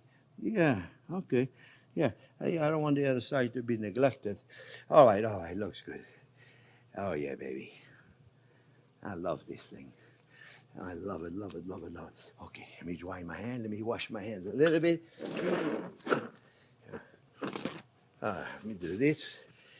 I don't want to put all that butter in the sink. You see, my friends? Try to save the sink as much as possible because that butter in there is staying unhappy. And then we're going to put it on a rack.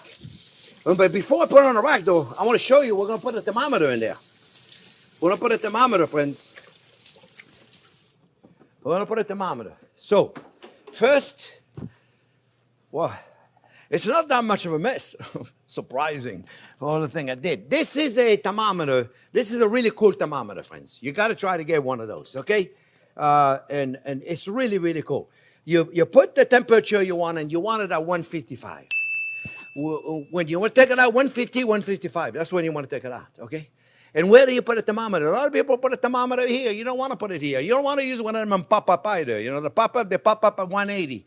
By the time the breast is 180, your turkey is well done, dry. We don't want that, okay? So what we're going to do, we're going to take the turkey. The secret of a moist turkey, friends, besides so many other things, but is to not overcook it.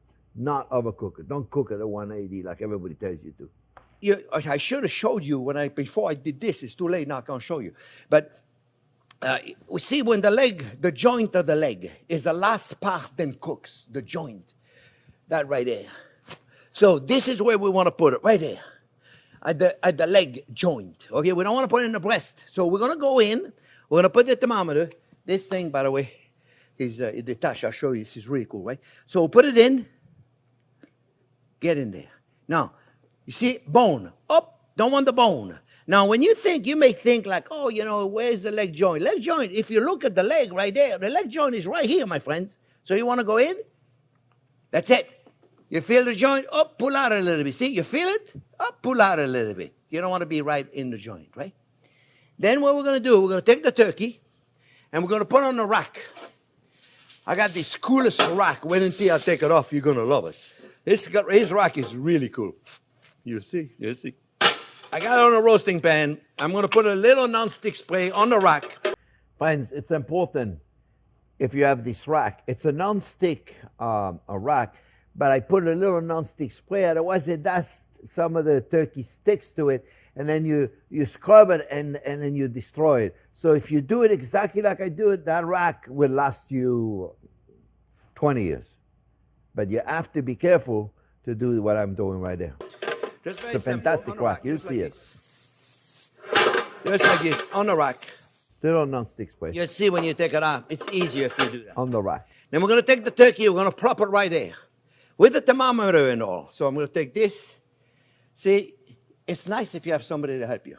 You know, the idea of you doing it at the same time that I'm doing it is important. So you'll probably click on the original link without me talking to it because you already heard me. You don't want to hear me again. And then you can cook it and pose it and do it and pose it and put it. And then we'll do it together. That's the best way to actually watch those videos. So, look, you take it right there, and you take it. Otherwise, you make mistakes. Come to Papa, and I put it right on the rack. And let the rack grab it. That's what's happening. The rack just grabbed it. Yeah, the rack just grabbed it. You see, it's holding beautiful. All right, so now, what we're going to do now, you can put some salt and pepper on the outside of the skin, but I promise you, that's all it's going to be. It's just going to be on the outside of the skin. Salt and pepper on the turkey is best on the inside of the turkey, and I probably forgot to put it in. It's inside the batter, so we're okay. But you put salt and pepper on the outside, it's going to do some blackened spots on the outside. It's not going to look as pretty. So, and you're only going to be on the skin. So if you want the skin to be salt and pepper, then put the salt and pepper now. Otherwise, I don't think it's necessary. Okay, so now look, guys. We got aluminum paper. As much as I hate aluminum paper, okay, and you know, there's two sides. People said, this side and this side. It's a manufacturer. It doesn't make no difference if you ask the manufacturer, which one do we use, this side or this side? Same side. It just happened that when they put it on a roller, the part then touches the roller, it's more shiny. It reflects a little more, but like nothing. So don't worry about it. Put it whatever side you want. I hate aluminum anyway, but that's the only tool we can use to do this. And what I do is I put it on the turkey for the first hour and a half. First hour and a half. And then I keep an eye on it, and I see if it gets too brown, I put it back. But the first hour, I leave it on there. Otherwise, it gets brown within an hour and a half, it's not even cooked. I will put on the website a list of, based on the weight of the turkey, how long it should cook, what temperature and all that. So make sure you go underneath the recipe, show more, print the recipe, to give you all that. We're gonna pop it in the oven, friends. Very simple. Open the oven, pull the door. I don't have to tell you to open the oven, you know, right? You go right in there, friends. Okay, look at this thermometer, how cool that is. We're gonna take it, close the shelf, much better. Do this, then I take my thermometer, I program it at 155, I put it right here, and I go. Right now, it's showing that it's about 56 degrees, because I took the turkey out of the fridge, it was 38, 40 degrees. I left it at room temperature about an hour and a half. It brought it to 56 degrees, and now it's going to cook it to 155. However long it takes, we'll have the recipe underneath, you'll see it. So when we come back, this whole kitchen will be cleaned. I won't have any more butter all over myself.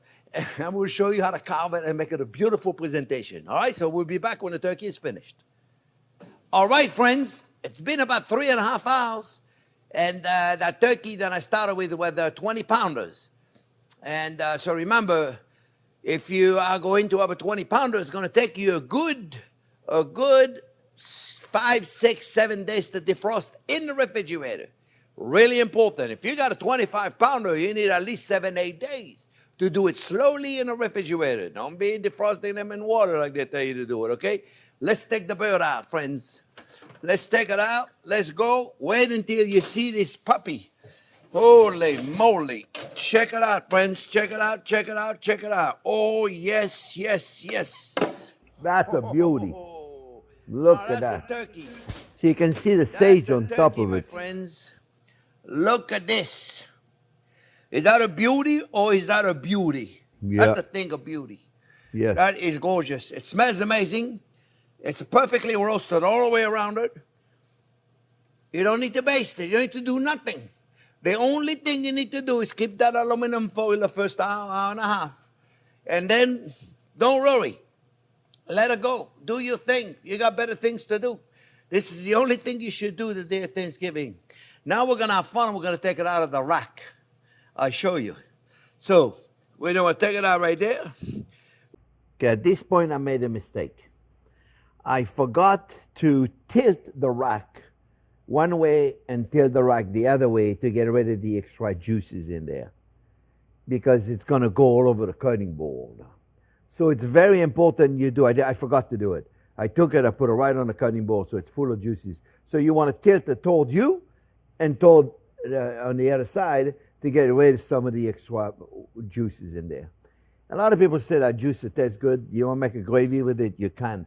I don't really use it. I don't think it has any flavor at all. But that's not important right now. It's for debate. A lot of people swear that it tastes good, and God bless them. They make it, they're happy. That's all that counts. Also, the cutting board, there's a channel in the cutting board. You see right there, you can see right there, there's a channel. Very important, especially in this case. We're not going to see too much of the juice because it's going to go in the channel. So if you have a cutting board, you should have one with a channel on one side and one flat on the other side. This is when you'll use the channel. You don't use the channel on a regular cutting and dicing because the stuff gets caught in it. You only use it when you have juices that gotta come out. All right? You see, I'm gonna make a mistake. Right there, right there, right there. We're gonna take it out. Look how cool this. You're gonna love this, okay? This is one of those removable rack. Yeah, the rack is awesome. I think they have it on our website. Look, you take it, the pin. Take the pin out. Very cool. And by the way, a lot of people make the gravy with this thing right there. This thing right there. No, thank you. So look, what do we do now? We take the rack. I amuse myself. You know, you can take the turkey out of the rack or the rack out of the turkey. We're going to take the rack out of the turkey. Check it out. Check it out. Goodbye. And now, since How she cool has is her that? own rack, she don't need a rack. That turkey, is it a she? I don't know. In French, we call it a turkey, it's a feminine. You know, in French, everything is feminine or masculine. A car is feminine, a chair is feminine, a microphone is masculine, the cutting board is masculine, and in France, the turkey is feminine. So I don't know what they call Monsieur Turkey. It's a feminine. I don't know if we say she or he. In French, we call it a she. So I don't know. Maybe they don't have male turkey. I have no idea. Don't get me started with that because I have no idea what the answer is. So now, friends, That's a good one. very important. If you have a cutting board, it's nice to have one with a channel because I hope we don't offend anybody with making a turkey feminine, because today everybody is fragile. you're going to lose some juices. Some people think those are good and they make it the gravy with it. Hey, that's okay with you. We already made a gravy. We don't use any of that stuff. So it's up to you. You want to use it? You go ahead and use it. So now what we need to do is we need to kind of put it on the platter and decorate it. I am going to show you how to carve it also. I'm going to do that. But first I want to do something. I want to show you something really cool. If you're going to do a picture, for the family or you're going to put on the table and you really want it to look beautiful, I don't know what I'm looking for. Yes, I do. You want to put some of that melted butter right there. You could also use a brush, Is I take a little bit of it. a silicone brush, and do it. You see? Look, Brush look it how on beautiful there. That looks, friends. Silicone brush would do a better job, You see what I'm doing, my friend? Look. You see right there? Look at it. just to give it a shine. You see? That makes it beautiful. See? You can take a nice picture. I strained it because sometimes there's some bits. Silicone brush Burn would bits. make it easier. You see right there? All right, so you can do that, right? You can do that. And then what we're going to do now, we're just going to take it like that and we're going to put it on the platter. I'm going to decorate it. See the fingers? I got a bandage on it. I touched the oven and I burned my finger real bad. And we're going to take a picture and we're going to wait. And when it's cold enough to be able to handle, then I'm going to carve it, all right? So all I got to do now is take my my fork and go in right there. I could grab a thing and put it right in here, just like this. Well, it's a heavy turkey, let me tell you. Oh, yeah. You see, and it's standing straight, friends. It's standing straight. So you know what I'm going to do? I'm going to move that cutting board out of the way. And it's the rack then we did with the wings then allows So it to, I don't make a mess see all that everywhere. juice in there? Thank goodness I got And that that cutting channel. If board? I didn't have that channel, I would have Yeah. juices everywhere. Okay? That's why it's standing And then what we're straight, gonna do, because friends, of the we're rack gonna we take did. this beautiful Otherwise batter. it'd be like, Then we have, and we're gonna have fun with it. You see? So it's a little crooked. Maybe it drinked a little bit before. You know, that's why I buy those little, there you go. There you go. Check it out. You see that? I put a few of those like this, friends. You see? Look. Put a few of this like this. And then you're just going to decorate if you it's want to put the cranberry whole seasons, turkey right? on the table. So we're going to put some cranberries in there and have fun with it. You see? We're going to make a nice little platter. Look at this. Isn't that See? gorgeous? That's what it did when it was finished. When it's cooled enough, we're going to come back. Look at this. Look at this thing. How gorgeous that is. And We did it at and the then end. when we come back, I'm going to show you how to break it down, how to cut it, how to make it a beautiful platter. All right? So let's let it rest. Nice I'm picture gonna right take a there little for the breather family. myself, have a glass of wine, and I come back and I'm going to Yeah, I slice need it. I'm ready for it. All right? So let's just wait until it cools. We come back. All right, friends.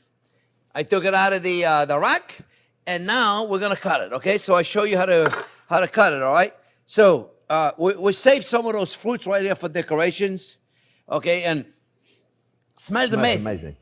I'm telling you, it just smells amazing. You smell the oranges and the apple and the onion. It's really amazing. So now what we're going to do, we're going to cut the legs off. Cut the legs off. The first thing you do when you cut the turkey, you cut the legs off. You see? Take it off, take it off, take it off, take it off. And you go down and you go down and you go down and you go down and you find the joint. Okay? And the joint, that's the one I'm talking about. Let's release the legs to make sure they're not attached. And you kind of like push it. You see? You push it. You push it down until you find the joint. And if you see a little red, don't let it bother you, okay? Don't let it bother you. We're going to push this down a little People think it's blood when you see the red. It's myoglobin. It's not blood. No more blood in our turkey, I promise you, friends. bit. So then we can see the joint. And the joint is right there. When I used to do this in the school in front of people, and they would see a little red, everybody would freak out. Don't let it bother you, friend. You'll flip it on the other side, you'll see, and then you don't even see it. The myoglobin just falls. The turkey is cooked to perfection, nice and moist. You have to resist the temptation of overcooking it. That's what makes a dry and squeaky turkey. I know it's going to be a little difficult for you to see. I'm going to try to see if I can do it upside down and push it. See, it's right there, friends. See? It was difficult for us with the camera right there, and Jack was trying to do the best possible work. You want to find that joint and get on the other side of it toward the carcass, of course. You'll see it's a little difficult to see it, but you have to find that. It's important. Right there, see right there, look. I don't know if you can see it. Right there. See that ball right there? Yeah. We see a little red. You see a little red right there? Don't let the red bother you. See a little red? Don't let it bother you. We're going to put it upside down. You know what? I forgot to get myself a cookie sheet, a small cookie sheet, but somebody's going to give me a small cookie sheet. We need a small cookie sheet so I can put it right here to remove all this out of my cutting board. I need a small cookie sheet so I can take this out. I forget to get it out, but they're getting it for me. And I'll put it right there. Thank you very much. And here it is. We're going to put this, all of the stuff then. See, if you see a little red right there, just do it like this so you don't see it. Don't worry, it's just juice. You want it. If it's not red at all, you really are going to be in trouble. Okay, so let's do it again. Let's see if this time you can see it a little better. I'm going to try to push it down a little bit so you can see a little bit. I'm telling you, look, guys, I've been doing this my whole life, okay? You know how many thousands of turkey I did in my life? And sometimes I'm having a problem having it. See, it's right there, right here. Look. Believe me, sometimes I'm fighting with it, trying to find that joint. It's not always easy. I may make it look like it's easy, but it's not sometimes. So if you have difficulty with it, don't let it bother you. You'll find that joint. If you push enough and dig in there, you'll find that little joint, whatever it's called, that ball. I don't know what it's called, the end of the bone, the round part. Yeah, you probably can't see. I'm trying to push it for the camera so you guys can see. See right there? See, you think it's going to be right there. Can't see it. Because, but it's right there. See? Boom, boom, boom. I can see it, but boom, boom. The camera had a tough time seeing it. He's going to say, oh, yeah, he says that it's easy. But just get that joint. Without that joint, you can't take... I know a lot of you are looking at this and saying, oh, my goodness, it's raw. It's not. I promise you. Please take my word for it. Don't overcook it. Take the leg off. You can't take it off, right? So be careful, okay? And look. Like I said, I've done thousands of turkey, and this is probably the most challenging part of doing your turkey is to remove the leg in the joint, okay? So if you're having a little problem with it, see a little red right there? Don't worry. Don't have to look at it. All right, we're going to save those fruits. Boom. Wait until I cut the legs, you'll see. Boom, boom. Right there. The smell, I can't describe it. It's really amazing. Mm-hmm. And you notice, right? So now we're going to remove the skin. Now be careful because the skin is very fragile. Remember, we released it. Let me just clean my hand real quick, friends. When Remember, we put the butter. Released the skin to put the butter underneath, right? So now it's just standing there. The skin is not really attached. The skin is not really on there. It's just on top of it. So, it's on there, but it's not attached. Let me clean this up. Right? I just want to clean up a little bit. Sometimes I can't find the right word, but now that I'm relaxed, I can come up with the right word. And this turkey is holding pretty straight, but in case it's not, you can use a couple of pepper towels. Yeah, I've done that. I just did it right there. Some people are going to say, oh, mamma mia, look at all the trees he's killing. I don't know how else to do it, friends. I got to use the pepper towels. Okay, yeah, you're going to have to use pepper towels. For now, it's easier. Because I really want to show you how to do it. Now, for those of you that have seen my video last year, then you know exactly what I'm doing. But if you haven't seen the video last year, then this is it, my friends. This is how you carve a turkey. So now, clean up your space. Very important. Make sure easy. your hands are clean when you use your knife. The knife you want to use for this is called a boning knife. Very important. If you don't clean your hand, they're going to be slippery and you can hurt yourself. Okay, it's very difficult to do with the chef's knife. Okay, even for professional. Yeah, I see guys that have like this long knife, this chef's knife right there, and they're trying to do with a chef's knife. Look how far away you are from the breast right there with a big chef's knife like that. It's not easy. You don't have as much control as if you take a boning knife. You see? With a boning knife, you can grab it and you're like so close to it compared to this. See, this knife is not meant to be handled that way. This is what a boning knife is, you see? Makes it easier to go around it. Okay, I just dropped the coffee. Let me stop for a second. This knife is too far away. You want to be very close, okay? So now look, guys. We know the bone is here, so we're going to go on the left side of the bone. See and I'm not sage sure which leaves camera right is there. going to catch you, but the bone is here, so I want to go right next to the bone, okay? And I'm going to follow the bone. Now, the first breast I take out, you're not going to really see much because it is what it is. You're not going to see much. You'll see because it's inside and you're not going to see. But the second one, I'm going to explain better. So I take the breast and I remove it. It's hot. Ooh, it's very hot. Yeah. It's very hot, friends. And with a burned finger, it didn't help. But that's okay. We can do it. Okay, so I'm following the bone. You watch. It's very easy. Very easy. Oh, my friends, I'm telling you, it is very, very hot. Very, very hot. So let me just try not to burn myself. It'll be a little daunting for you the first time you do it. The chef is burned. Huh? All right, so now, here's what we do now. We push the breast. Push the breast with a fork. It's easier. It's not as hot, right? And then, and see right there, friends, we take the breast and we go in. We go in. See, push the follow breast. the bone. Follow the bone. You see, look. Follow the bone. Follow the bone. What I mean by following the bone, the knife is on the bone. On the bone. And you get one of those fork here, friends. One of those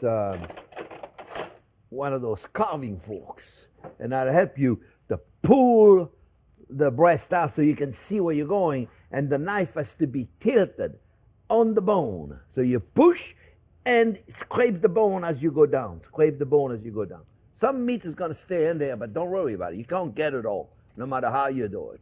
Unless it's raw, you can't really get it all.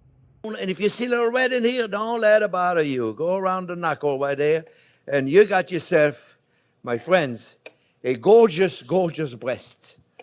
Right there.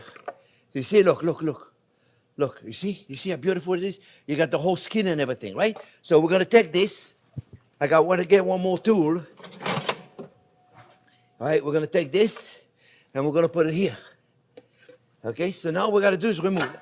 Let me explain real quick what I did, okay? I got in right there like that with my knife. Let me see if I can go maybe to this camera right there, right? And I went in there with my knife, and I go there, and then right there you get caught right there. So your breast is in there. You don't even see. You don't even see what's going on in there. You see? And then you got to go like this, and then you keep pushing. But keep your knife the whole time on. See, it looks like there's plenty of meat in there. I'm right on the bone. You're on the bone the whole time. There's a little bit of meat on the top of it right there. You can see it a little bit on top, but very little, and you can't get it by just. And there's no meat on the bone. It looks like there is because it's a little bit, but it's Bone, see, when you look, go down. bone All right we'll there. do it again right No here. meat. So we go on the side of the bone, right? And we keep the knife on the bone the whole time. Keep the knife on. Oh, it's hot. It's hot. Take a fork, Jean-Pierre. Don't burn yourself. Here you go. The fork I talk helps to you myself push it a lot out. lately. I want to make sure I don't answer. Sometimes I ask questions and I answer. All right, so look. Like we go in there, right there. Look, I'm right there. You see, look. I show you here so you can see. I am in there, and then now what I do is I pull the breast. Pull the breast. Pull it. Pull it. Pull it right out of here. See? Pull it right out of there. Pull it right out of there. Oh, hey, you, come back. We left a little bit of meat in here, you know. Great for sandwich tomorrow, okay? I left a little bit of meat on the carcass. Don't worry. We'll take care of it tomorrow. We'll have sandwich. Still got a big, Okay, beautiful so now look, breast. I'm going to need another cookie sheet. I should have taken 2. I forgot. So I'm going to need one more cookie sheet. So then I can take all this out of the way, clean it up, because I want to show you how to slice this perfectly. So they're going to bring me another cookie sheet. And I'm going to take this out right there. You know, that's what happens when you do this once a year. Instead of doing it every week, you forget what you need. Look, guys, I take this out of there. I'm going to clean my cutting board. Now, this right there, tomorrow we're going to clean this up and make some sandwiches. There's so many things we can do a salad, make a beautiful turkey salad. That'll be so delicious. All right, look, I'm trying to clean up everything, friends, because now I want to show you what do we do with this beautiful turkey. All right, so now we clean. I gotta be clean. I can't be dirty. I can't have a dirty kitchen. I can't concentrate if I have a dirty kitchen.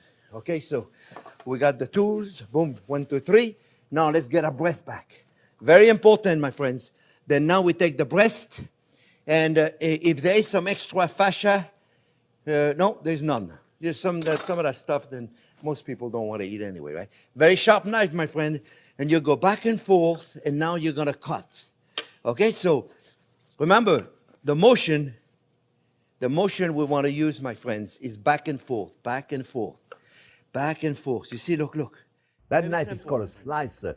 You see? And then what you do, you back up a little bit. Back up just a little bit. See, look, go in and back up a little bit. Back See? up. Just like this. Let me tell you, my friends. You see the butter right there, the juiciness? Look at this thing. Oh, that It's so turkey is so beautiful and moist. juicy. Look at juicy it is. Look at this, my friends. This is like so amazing. And remember, this was a frozen turkey.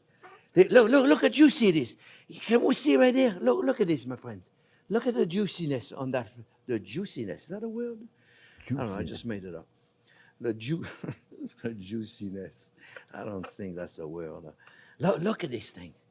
I mean, let me tell I you, invent words. this is going to be so easy for you guys to do at home. Look at that. Isn't that gorgeous or what?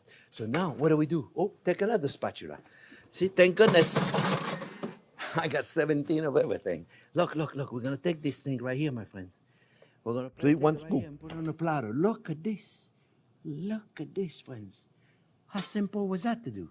A child could do this. Okay, See? a grown-up child. Not complicated. All right? Oh.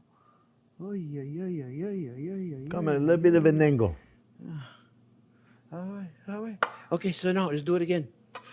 Take it right there, my friends. See if there is some extra fascia. There's a little extra skin in here that I don't really care for because it's going to be in my way. It's going to be difficult to cut nice slices, so put it on the platter. Right? People Some love people that are extra fighting skin. for this. Mamma mia. There's some people that I know that would fight for it. They would kill for it. So look, you cut, you put it away. Push. Cut, You push. cut, you put it away. Make sure if you do this, my friends, you cut on the cutting board that has the channel, right?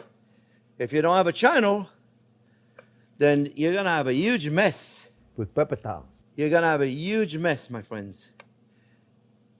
Okay, see the little pieces right there? Keep them in there. We keep everything here. We don't throw nothing away. It had to be the day I burned myself. You see, look at this. Look how juicy that is, my friend. Look at this. You can see the juice? Look at this. Gorgeous. This is going to be so amazing. And people said, oh, no, fresh turkey is better. Well, if you can get them fresh, God bless you. Not exactly easy. Not easy Let me to put get. this right here, my friends. Look at this. We're going to put this the opposite side, you see? The opposite side, right there. All right? And then we're going to put this in there like this. You see, you can all do this. You need a big platter. You can get those everywhere. You better get a... Now, before it's too late, right? You can get a nice platter. See the skin? The skin is just holding by the skin of his teeth. The skin. The skin of his is teeth. like, it's just on it. All right, so now we're going to go in. I wonder about me sometimes. This one is not, it's going to be as pretty, but I'm going to make it pretty, friends. I'm going to make it pretty. There you go. Get in there. Yeah. All right, so, I like it when it's pretty. Okay, so now, some people say, well, it's going to get cold. Yeah, it's going to get cold. Well, you want to cut it when it's 155 degrees? You go right ahead and do it. Okay, so now remember it was red before? Look, it's not red anymore. You see what I told you? It just disappeared. That's why you don't want to bother you. How do you cut this? You go right down. Boom. And you see? Right there. Well, of course, I said that and I missed it. All right, so now you got a little meat right there. This is Antonio's favorite spot right there. So look, we're going to get in there. We're going to clean this up, friends. Very simple, to clean this up. Very simple. I like to remove all the extra fascia. And you don't have to remove it if you don't want to. A lot of people do. There's a beautiful cap right there. See, I love, this is my favorite part right there. Right there, that's my favorite part right there. Okay, so this really at this point is a matter of opinion. What do you keep? What do you not keep? It's really up to you. Some people want to eat the whole thing, then give them the whole thing. You see, I like to kind of clean it up a little bit and slice it, but it's up to you what you like, what you don't like. You do it however you like. I like to put the dark meat in the middle. This is going to stay on the tray because we'll use it tomorrow for salad. This we're going to put on top. This we're going to put right here in the middle. Those are nice pieces. See, no more blood. Right? No, I'm in blood. No more myoglobin. Right, and do one more deal right here. Skin come out. So remember the legs straight down, and voila. See, straight down. Beautiful. Boom. That's it. Nice piece of meat right there. Let's do the same thing. We take it. We take the skin. Some people like to keep the skin. I like to clean it first, and then we can use it. I'll show you. All right? So now what do? We do the same thing, okay? Because a lot of people don't like dark meat is because you don't take the time to clean it. But if you take the time to clean it, I promise you, my friend. The cap right there on the right, that's my favorite part. How much you want to clean it, it's really up to you. It's going to be nice and moist. Okay? It's really up to you. It's always gorgeous. Up to you. It's your turkey. Beautiful. It's going to be You're so the one moist. who's got it, who prepared it, right? So now we're going to take the beautiful pieces, see right there? We'll put them on top so they're pretty. And if you really want to make it pretty, friends, you take some of that skin, right? And you take and you put it right here. You see? Look. You see, my friends? Now, Cover the like whole that thing. stuff right there on the skin, but some people like it. So you know what? You leave it if you like it. It's always up to you. Take your time to make it look nice. And the idea is to go to the table and everybody go, wow, it looks beautiful. Take your turkey right there, your leg. Take the other, oh, hey, you come back. Take the other leg right here like this, okay? Sometimes they stay, sometimes they don't stay. Last year they decided to stay. This year they don't want to stay. What are you going to do? Okay, stay here. You know what? If you talk to them, maybe. There you go. There. There you go. We're figuring, that's the fruit we served. It's what doesn't want to stay. Stay in there, yeah. There you go. Right there, some of the burnt fruit. Then we're in there. They look beautiful. I see that held it. Good job. Good job, Jean-Pierre. Take your time. I'm in a hurry there, but now you can take your time to make it look pretty. It's worth it, and it's no big deal, right? You can all do this, friends. Boom, boom. Boom, boom, important.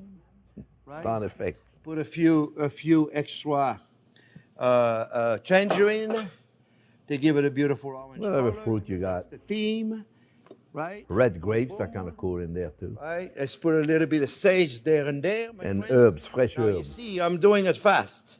Yeah. I'm doing a tic-tac-toc over here for you. Super friends, okay? fast. So then everybody can see it really quick, but you want to take your time to do it a little nicer than me. Just take your time, my friends, and look how beautiful that looks. Let me tell you, I hope you invite me to your house and I'll do it for you. You see, look, it was not that difficult. Mamma mia.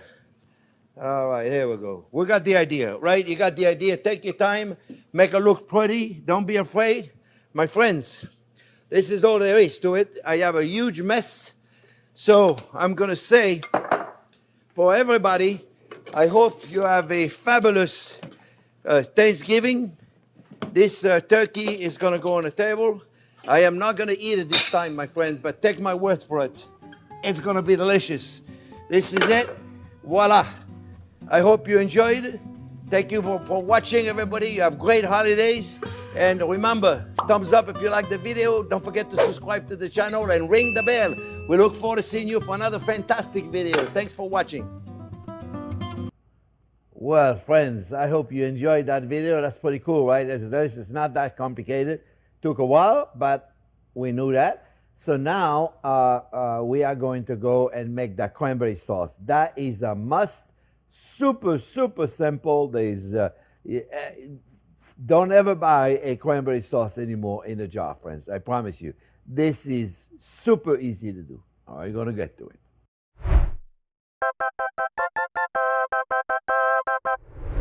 Okay, friends, another easy recipe for you today. We're going to make a cranberry sauce. Very simple to make. You're not going to believe it. I have been making this recipe for, I don't know how many years, but something like 40, 50 years. Long time. And it's so simple. It works every time. You're going to love it. I've made it for thousands of people, and they love it. It's so simple, okay? First, quick side note. I just realized I did that video about 3 years ago. My hair went darker already in 3 years. Mamma mia. We get 2 bags of cranberry. They're usually about 12 ounces each. So you're looking at about 24, 28 ounces of cranberries. Okay, we're going to put the cranberries in there. And then we're going to put about 2 cups of orange juice, fresh orange juice. Do me a favor, get fresh orange juice. Right? And then we're going to put sugar. Pay attention. Now, some of you are going to say, oh my God, look at all that sugar. That's because you never made cranberry sauce. If you make cranberry sauce, you realize that that's nothing. It's a cup and a half of sugar. For 24 ounces of cranberry, there's nothing. You can add more. Now, where I'm going to surprise you is I'm going to put a little hot sauce in there. You're going to say, oh my God, hot sauce in a cranberry. Look, I'm not making cranberry jam, okay? You want cranberry jam, get Smuckers or whatever they call it. They make beautiful cranberry jam. That's not what I'm making. I'm making cranberry sauce. I don't like it to be like jammy, sweetie. So the sugar is just enough to offset the bitterness of the cranberry. I promise you, this is not going to be very sweet. It's going to be a little sweet. It's just going to be enough to offset the acidity of the cranberries, right? Put in a hot sauce. You don't have to put hot sauce. If you don't like it, you don't have to put hot sauce. It's okay. I like it, put a little sriracha in there. Matter of fact, guess what? I'm putting a little black pepper in there. Yeah. And a little salt. Yes, sir. A little salt. All right. So we got salt, Mediterranean sea salt. Then we're going to put a little Grand Marnier. Oh, yeah. You don't have to put a Grand Marnier, okay? You know, I get a lot of messages from people who said, well, I can't have booze. What can I put in? Just put a little more orange juice in there, okay? Grand Marnier is good for you, though, especially if you drink it.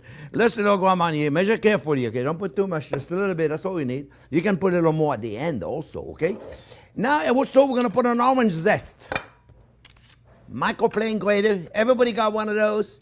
And unless you've seen my video before, you're probably using it like all the ding-dongs are using it online, where they take the tool and they take the orange and you put it on top. That is not how you do it. Okay, you see all them chefs doing it. One ding-dong after another. Okay, that is not how you do it. Because if you do it this way, look, I'll show you. Okay, you go like this.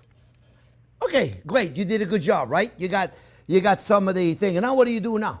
Well, you got to go on the right of it or on the left of it because you can't go at the same place. Because if you go at the same place, you're going to get the pith. And if you get the pith, that's bitter. So what do? You don't do it that way. You take the tool, you put it on top of the orange, not the orange on top of the tool. Otherwise, you can't see where you're going. But if you look, pay attention. All right, look. You see what I'm doing? I put the tool on top of the orange or the lemon or the lime so I don't go to the same place twice. Okay? And next time, get an orange, then it's orange, not a green one like I got. Okay, but you got the idea, right? Look. And see, the tool is designed to do this. Exactly. See? So now, next time you see a ding-dong on the television, on YouTube, doing it this way, you go to the Playboy channel, okay? Or wherever you want to go. But you're going to learn something different. See, look how cool that is. You can do an orange, a lime, or a lemon in like literally seconds. And you never go to the same place twice. And you see right there, let me tell you, you make a lemon sauce, you put a lemon zest, a lime, you get more flavor out of the zest than you'll get out of 17 lemon. You take it, you put it right in there, just like this. And this orange flavor is going to give you so much flavor. So here's what we're going to do, friends. We're going to cook this. I'm going to mix it up, right? We're going to cook it. This is going to take about 45 minutes, half hour, 45 minutes. Then what we're going to do, we're going to check it to make sure that the cranberry, well, first you got to turn it on. It works better. Then the cranberry will pop. The cranberries are going to release the pectin. And the pectin is what's going to make the cranberry sauce, going to give you the nice texture to it. So there's nothing we need to do now. We're going to cook it. Most cranberries are going to pop on their own. If they don't, we're going to pop them. I'm going to show you how to do it. And that's all there is to it. It's really, really simple. Okay, we're going to let it cook. Okay, well, you know, that thing cooked about an hour and a half, and you notice most of the cranberries have popped on their own, but I'm using one of them potato smasher, and I'm going to be smashing the cranberries, and I've not popped on their own. And you check it out. You don't want to use a machine with that, okay? Don't be out there with your immersion blender, okay? You'll destroy the whole texture of that sauce, all right? And then at this point, Very important, don't use the immersion blender. You'll make it like a puree. And you don't have any texture. Remember, texture. The texture is so important in anything you prepare, friends. You have to have those chunks in there. You know, that's part of eating a cranberry sauce. If you have it just like Jello or like, it doesn't work. It doesn't work at all. You have to have it. That's why you don't use an immersion blender. Potato smasher is good enough. Friends, you just want to make sure there's not too many cranberry, and it's going to thicken a lot when it cools. Okay? And you notice it's already thickened quite a bit, right? And what you want to do now, you want to test this. Does it have enough sugar? You know, that's basically what you're looking for, because I put very little sugar to start with. Woo! It's a little acid, but I like it that way. That's really up to you. If you like it acid, or if you like it very sweet. Like I said earlier, I'm not making a cranberry jam, okay? Buy cranberry jam if that's what you want to do. I'm making a cranberry sauce, which means I like it to be slightly tart. I think it's actually delicious. The tartness that comes from a cranberry is unique. It really is. It's fabulous. So you can put a little Grand Marnier in there. You know, look, remember, you just want to make them happy, not drunk, okay? So don't be putting too much of it in there. The Grand Marnier is sweet, and the Grand Marnier could also offset some of that bitterness it then come from the cranberries, but it's really up to you.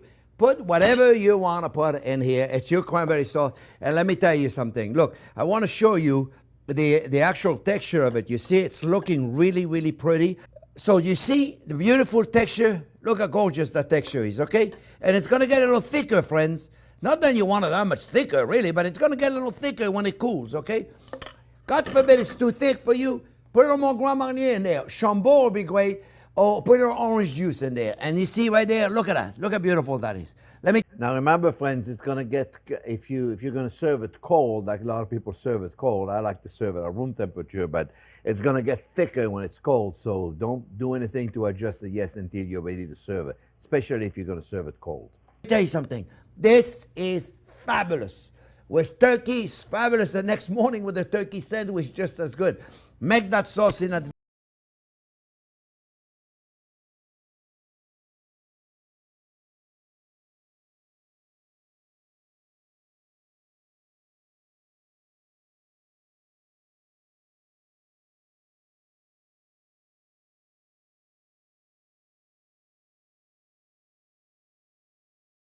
Friends, well, we are now going to go to a video that you can use all year. It's how to cook the perfect green beans. To me, a beautiful plate of green beans is a must for Thanksgiving. Really easy recipe to do. You'll see this is going to be a short one as well, and that you can use that all year long. It's a fantastic recipe. We're going to make it right now.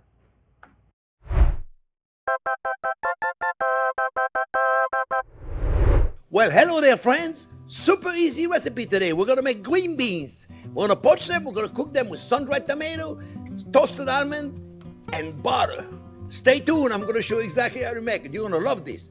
Don't forget, subscribe to the channel, give us a thumbs up, and ring the bell. Stay tuned. I'm going to show you how to make the perfect green beans. Okay, friends. Real simple to make a green beans. Any vegetables, really. But I decided I'd show you a couple of things. For those of you that are new in the kitchen, I'm sure most of you are good, but there's some of you may be brand new in the kitchen. How do I do this? You know how many times I've seen people decide to cut green beans in a saute pan? Most vegetables, you got to rehydrate them. So you do it in water or you do it in a steamer. But you got to cook them in water. So green beans, we got boiling water in here. and we're going to put a little salt in the water, and we're going to boil them. Right here.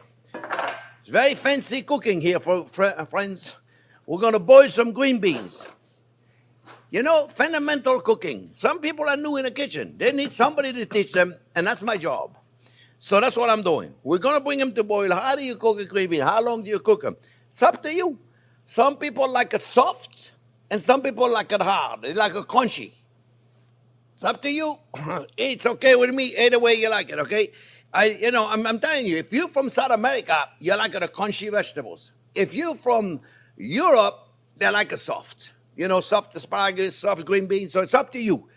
There's no right or wrong. It's like a well done or rare, okay? You can. Who is to tell you? You cook however you want it. So you got to test them. How do I like it, you know?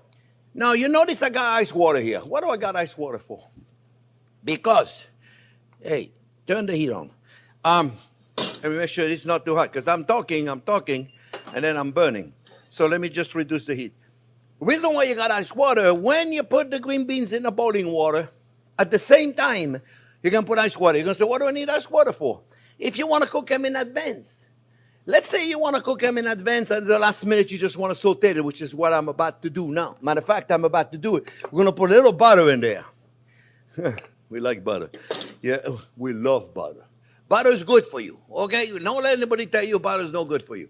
I have people sending me comments, bro, butter is going to kill you. No, it's not. Butter is good for you, I promise you. Take my word for it. Where was I? Oh, yes. So if you want to make them in advance, you take them from the boiling water. When they cook to your liking, whatever that is, then you put them in ice water. That stops the cooking process. That seals the chlorophyll. They're going to be nice and green. Otherwise, if you cook them out of the water and you leave them room temperature, you know what's going to happen? They're going to continue cooking. Instead of being nice and beautiful and green, you know what they're going to be like? They're going to be like yellowish. They're going to be flimsy. They're going to be overcooked. So you got to stop the cooking process and sealing the color. That is if you need to do it in advance. Why do I have it here? Because people think because they put 3 ice cubes in the water, let me put the shallots in there while I'm talking. People think because they're putting 3 ice cubes in the water or 17 ice cubes, it doesn't matter how many they put in, then the water is cold. No, it's not. It will be cold after the ice melts. So when you put ice in it, it takes just as long to really cool the water than it does to boil the water. So you put the ice cube while you're starting to cook the vegetables, if you're going to make them in advance. That's only if you're going to make them in advance. Right now, we're not going to make them in advance. We're going to tell them for the boiling water, we're going to put them directly in the pan because we're going to eat them right away. Okay? So you see what I'm talking about, right? I just want to make sure you understand. Put the ice in there so it's ice and cold. You take it from boiling water, you put them in ice right away. And then when you're ready to cook them, you do this. Okay? We're good now? Okay. So you would do that the day before or the day before, 2 days ahead, not a problem. Leave them in the fridge. They'll be fine. They'll be cold. They'll be cooked. So at the last minute, all you got to do is what we're going to do in a wok now. So it's really easy. Thanksgiving Day, you got to do least possible amount of work. You should only have to cook your turkey. Everything else should be done in advance. Stuffing, gravy, everything. All right. What do we do now? We saute some shallots. Really, really simple stuff. I'm making it very simple, okay? It's sun-dried tomatoes, garlic, almonds, and butter. I mean, a child could do this, okay? Little toasted almonds.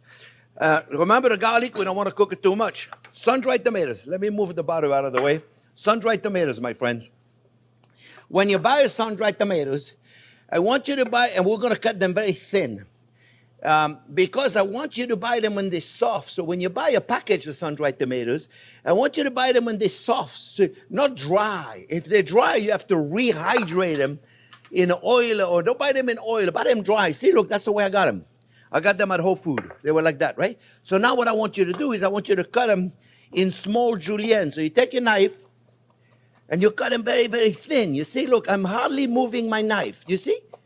I'm hardly moving it. So very, very, very thin. I'm doing this because it's a fine julienne, because the last thing you want, my friends, is to have a big piece of sun-dried tomatoes, you see? Nice and thin julienne.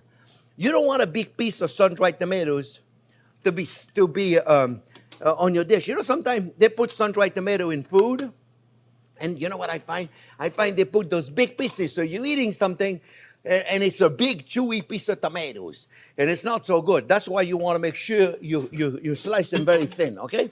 All right, look, sun-dried tomatoes. You don't have sun-dried tomato, put regular tomatoes. Yeah, that'll be just good with a sun-dried tomato. Not complicated, okay? Mix them up really good. I mean, look at this. A child could do this, really. I think we need to put a little more butter, okay? Don't be afraid to put butter, my friends. You know, years ago, Time Life magazine published an article of butter. Butter is good for you. I was in the restaurant business at the time, and I remember it was a revolution. Nobody wanted to eat butter. I mean, here I'm running a French restaurant. Every dish is at a quarter pound of butter, and people would say to me, we love that sauce, but can we please have it without butter? Without butter? I was like, that's it. I'm going to retire. I'm going to become a plumber. What am I going to do cooking without butter? And finally, they came to their senses and said, you know what? Butter is good for us. So thank goodness. All right. So, no. Mamma mia. Look, see, a little butter right there. Let's check those green beans, okay? So, like I said, if you make them in advance, you notice I haven't put the garlic yet, right? Garlic goes at the last minute. If you make them in advance, see now, they're hot. You see? Look, they're somewhat soft. Oh, yeah. Mm-hmm. No, they're not too soft. They're not too soft. They're perfect. So, what we do, friends, we'll reduce the heat over there. We'll reduce the heat because we don't want to burn it. Oh, garlic. Put a little garlic in there, friends. Chopped garlic. Just put it when you're ready, just at the end, so it doesn't burn. Just a little bit of garlic, right? And then we're going to take the green beans, then are hot, and we're going to put them right in there. I mean, this is really simple, friends. And the good thing is, if you cook them in advance, right? You already cook them in advance out of the water. You can do this. I just tell it, all you got to do is this part right there. See? That's all you got to do right there. Okay, so all we got to do now, oh yeah, baby. They're looking good, you see? Beautiful green beans. We're going to put a bit of freshly cracked black pepper. Oh yeah, excellent. We're going to put a little more salt in there. And friends, we got beautiful, beautiful, delicious, excellent green beans down. So what we're going to do, we're going to put them on a platter. And for decoration, we're going to put some toasted almonds and parsley. You see, I got them ready right there, my friends. I'm going to put it in right now. You see how simple that was? Right there, friends. Let me make sure. Let me turn everything off because I'm done. Boom, boom, boom. That's it. This was a quick one. This is a quick one. And we like to make quick one. Look at all that butter. It's going to be good. Oh, yeah, baby. Look at this. See? How simple was that, my friends, to make, huh? And it's attractive. It's beautiful. And I promise you, it's delicious. I think I forgot to put salt and pepper. Could it be, right? I don't remember. The garlic and butter. I mean, really. A child could do this. But Yeah, we salt and pepper. You need little ideas, and that's what I'm giving you. Sometimes you need somebody to give you Maybe a I little bit did, of an but I don't idea. think so.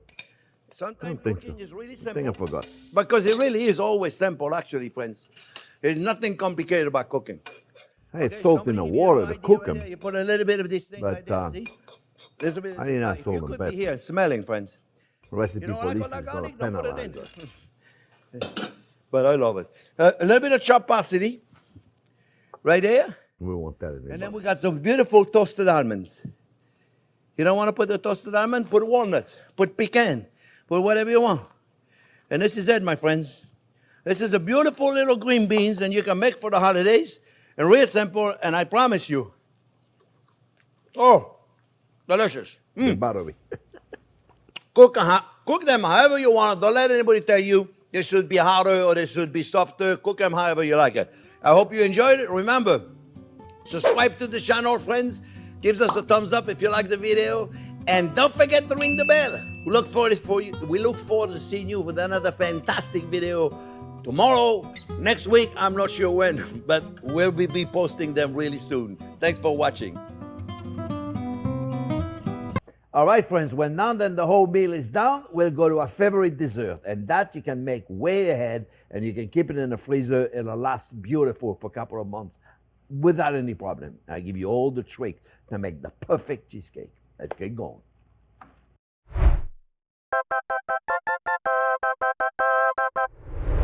Hi there, friends. Amazing show today. I'm making my famous eggnog cheesecake. It's amazing with a rum raisin sauce. Stay tuned.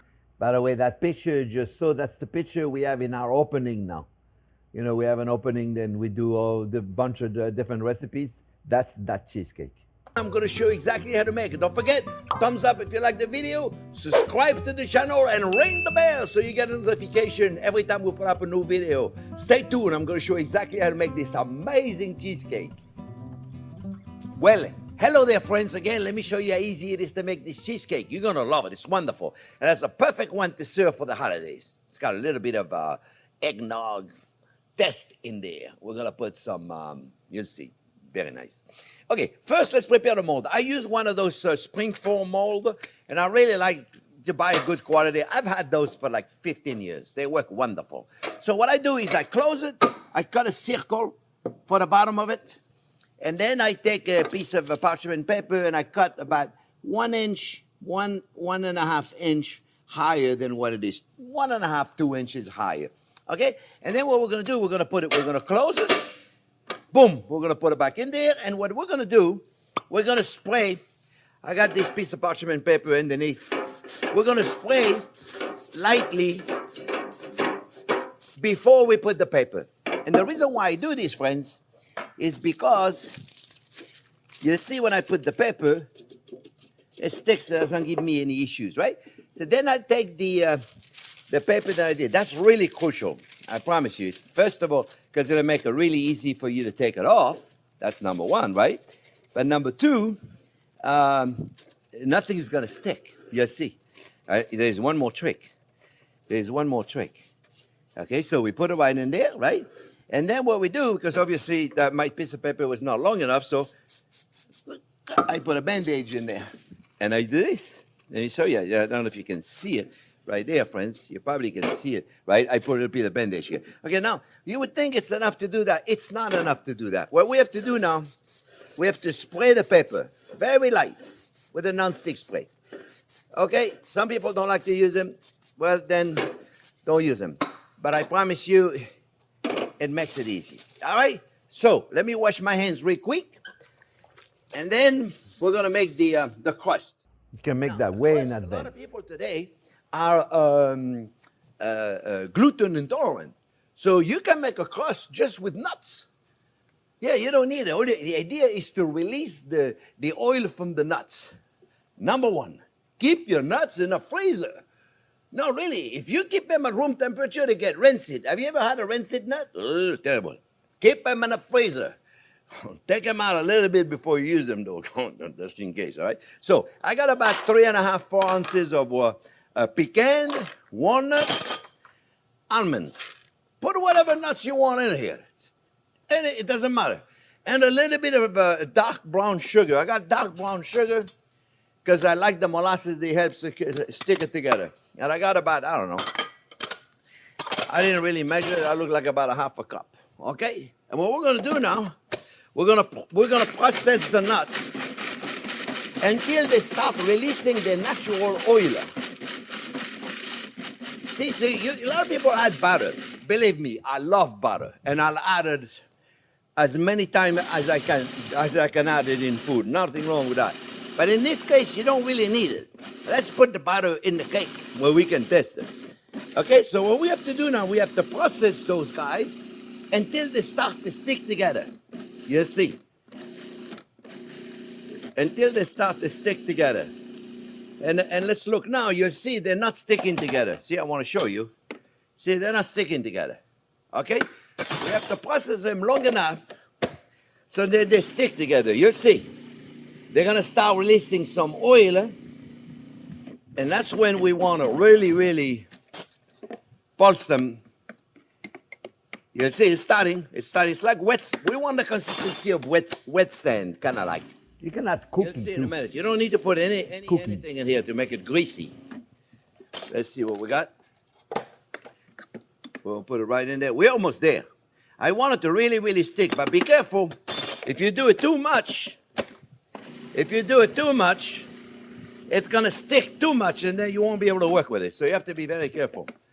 You know how many times I've done this? I put it in, I go do something else, and I come back, and it's all gooey. It's just too wet. So you have to be careful. You have to stay with it. Don't go do something else because it goes really fast. From dry to gooey, wet, and then you can't do anything with it. Then the only thing to do, if it happens to you, is to add some dry cookies. And then the dry cookie, hopefully, are going to absorb all that moisture. You see, we're almost there, friends. We didn't add anything yet. See, look. You see? Almost it's there. starting to stick together. All right? So, a little Almost bit there. more. Little bit more. I may want to pulse it so I don't do it too much. At this point, you gotta have a little mixed up a little bit, you see? We're almost there. I'm like another maybe 4 or 5 seconds, and it's sticking together. You see? That thing right there, it's gonna be enough.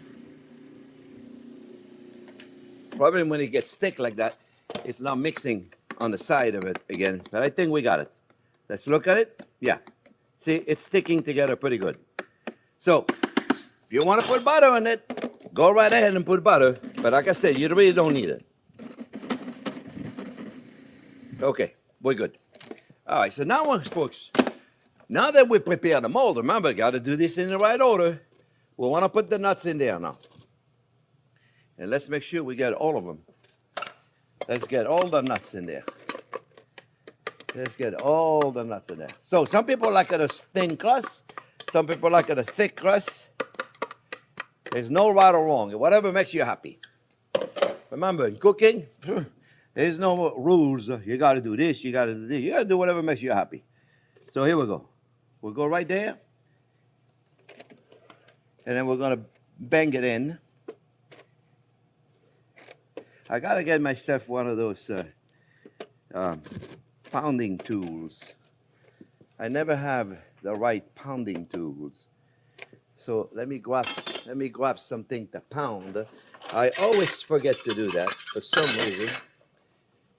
So let me just use this thing here. All we want to do is to pound so it's really nice and tight. You see, friends? Really, really, really nice and tight. Super important. Otherwise, it'll fall apart on you. Okay. It's got to be And that's it. That's all you need to do. pressed So now as you hard prepare as you your can. mold. Your mold is prepared ahead. I like to clean the side and the middle of it until I get something better. I forgot I did that. You see? Okay, so I now made it's it prepared. easy. Our mold is I ready. finally ended up getting a good pounder. you I should bought do a now- meat pounder If you prepare it in advance, with this you can straight prepare handle. this in advance. You can keep it in the fridge if you're going to make a long time in advance. It's ready to go. Okay? I even keep it in to the clean freezer. side a little bit. But With the I other am a nuts. little- I like to clean the sides so the sides are clean and neat. Can make this way ahead. We don't want to take too much of the non-stick spray, Ah. so we got to be careful where A little bit more All right. spray. We're good. Now let's make Just the a little cheesecake. This is ready to go. Like I say, you can make this in advance. If you do it, keep it in the fridge. I got about 2 pounds of cream cheese. I want you to take the time to beat it. Really, really. It has to be at room temperature before you do that. You have to take it out before you start your mold and everything. So it has time to get to room temperature because you really need to beat it. It's got to be room temperature, friends. Because the last thing you want is some granulated cream cheese. You can use mascarpone cheese. Half cream cheese, half mascarpone cheese. It makes it even more creamy. It's wonderful. You can use ricotta cheese. If you use ricotta cheese, then you got to process it with a food processor. So it's nice and smooth. I'll make another one of those. I got a limoncello cheesecake with ricotta cheese. Oh, amazing. I'll make you that later. So we got the cream cheese in there going on right there. We're going to put some whipped cream in, another whipped cream. We're going to put sour cream in there. Oh, that's got toast in there. We're going to put a sour cream in there. All right? So just to make things easier, I'm just going to do that because I'm doing it so you guys can see with the camera. So I'm going to put my sour cream right there. Put this right in there. I'm going to put about a cup of dark brown sugar, a cup and a quarter. We got some 1 stick of Look more like a cup and a quarter to me. melted butter. Whole butter. We're going to put about a quarter teaspoon of nutmeg and a quarter teaspoon of cinnamon. Good idea. Whatever Check the makes you recipe. happy. We're going to mix this up. You can put a little more if you want. I like my spices to be in the background, not in the foreground. Otherwise, it's just too much. You know, sometimes you're eating something and the first thing you taste immediately is cinnamon. Too much. If you You notice I'm agreeing with me. taste it right away, you got too much. Cinnamon, nutmeg, they're wonderful. Great spices. But keep them in the background, not in the foreground. We're going to serve this with a rum raisin sauce. I want to show you how to make that. Well, the cake is in the oven, and we're going to make the sauce. So, we're going to grind all this up. We're going to mix all this up. See, it's nice and smooth already. I have some, about a quarter cup of Frangelico. You can put Kahlua, you can put rum. You don't want to put the booze in there? Don't worry. Don't put it in. It's not like you have to change it either with something else. This is extra Grand flavor, Marnier. friends. You don't want to put the extra flavor? Don't put it in. Don't worry. It'll be perfect. You can put Grand Marnier in there. It'll be great because I'm going to put some orange. You can put cognac. You can put whatever you want. We'll put the eggs. We're going to try to put one at a time so they incorporate better. It's easier. One whole egg, one or two at a time. It's not rocket science, okay? We're just making a cheesecake. And whip it really nice. Now that we got our mold ready, we're ready to go, friends. All right? And I like that mixer. Then we got the transparent bowl so you guys can see. Years ago, when I had a show on PBS, we had to put a camera in there. Not exactly easy. Pinch of salt, folks. You're never going to test it. Just a little pinch of salt. That's what salt does. It enhances the flavor. Then let me take this out of the way. We are also going to make we're going to put a zest of an orange in there. Let me just do it slowly. Zest of an orange. Let me put this out of the way. Most of you already know how to use this tool because you've seen my channel, but you know, I tell everybody all the time, folks, we get 30 to 40,000 new subscribers every month. So we have 30 to 40,000 people from last month and the months before. That's like 80,000 people who don't know how to use those because they never see me use it. They see all them ding-dongs using it this way. That's not how you do it. You don't take the orange, you put it on top of the tool. You take the tool, you put it on top of it, and you use it like a violin. And you'll see in a minute how quick it is for you to zest anything. And you don't go to the same place twice. You don't want to go to the same place twice because what's underneath? The pith. And the pith is bitter. You don't want that in there. So look. You put it in there, look. Check it out. You see how cool that is? All right? I hope the camera was able to get that. So then you guys can see it. See, look, it goes right in there and it's clean. So next time you see somebody else going like this, leave him a message. Tell them, dude, you got to learn to use the tool correctly. So here we go. It smells delicious to begin with. You get so much more flavor out of a zest of an orange than you get out of a whole orange. It's amazing. See, look. We didn't go to the same place twice. So here we have it right there. Let me get another clean spatula. You know how much stuff I dirty every time I do a segment? So here we go, folks. Put it right in there. And that's all it is. That orange is going to give it, it's amazing how much one orange can give you, how much flavor one orange can give you. All right, we're done. Pretty simple, right? Mix it up really good. Take this out of here. There's two more things I got to show you. First, let me take all this stuff out of the way. See, I put this on top of the stove. I made it easier to clean. Two more things I got to show you. All right, so this is done. Let's go up. And let me clean it up a little bit so I don't waste too much. Especially I see there's some orange peels on there. And we're going to put all this in there. All right. Let's check it to make sure there's nothing in the bottom. So remember, really important, friends, make sure you really, really mix your cream cheese before, so it's nice and smooth before you mix everything else. Otherwise, you're going to have a bunch of lumps in there.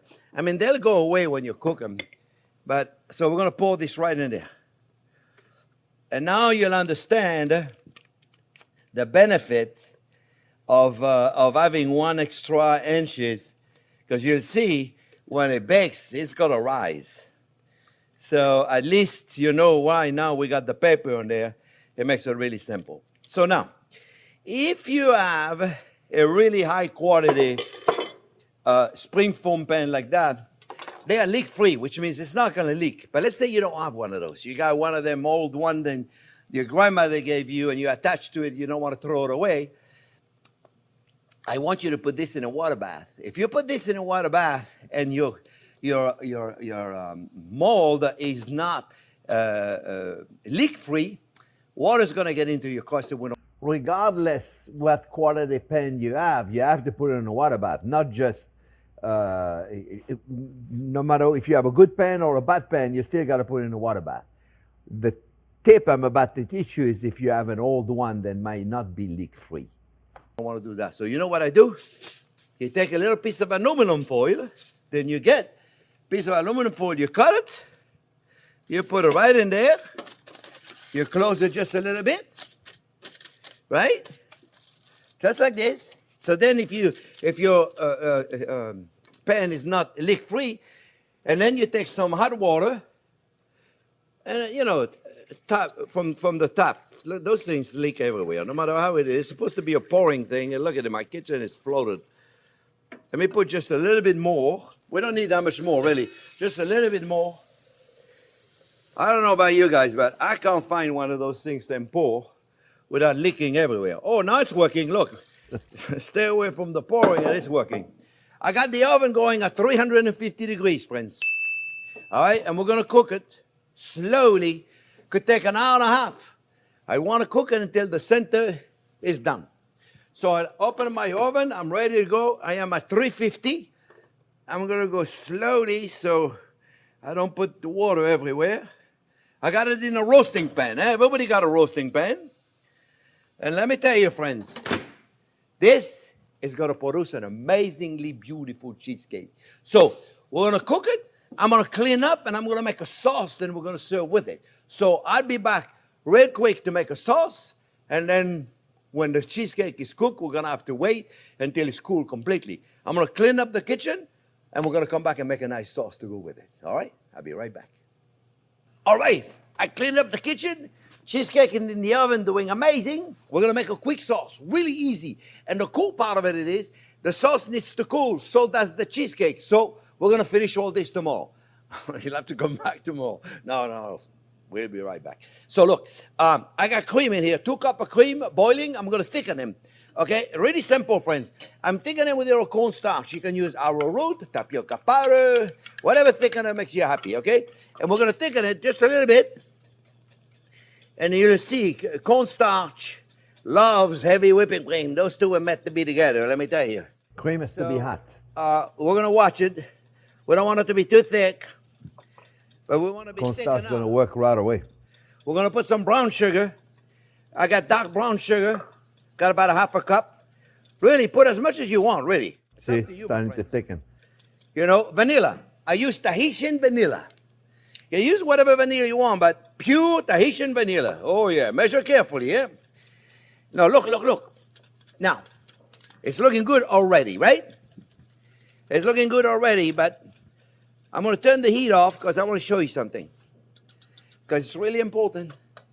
I like to show you stuff that is very important. I'll show you. You see, look.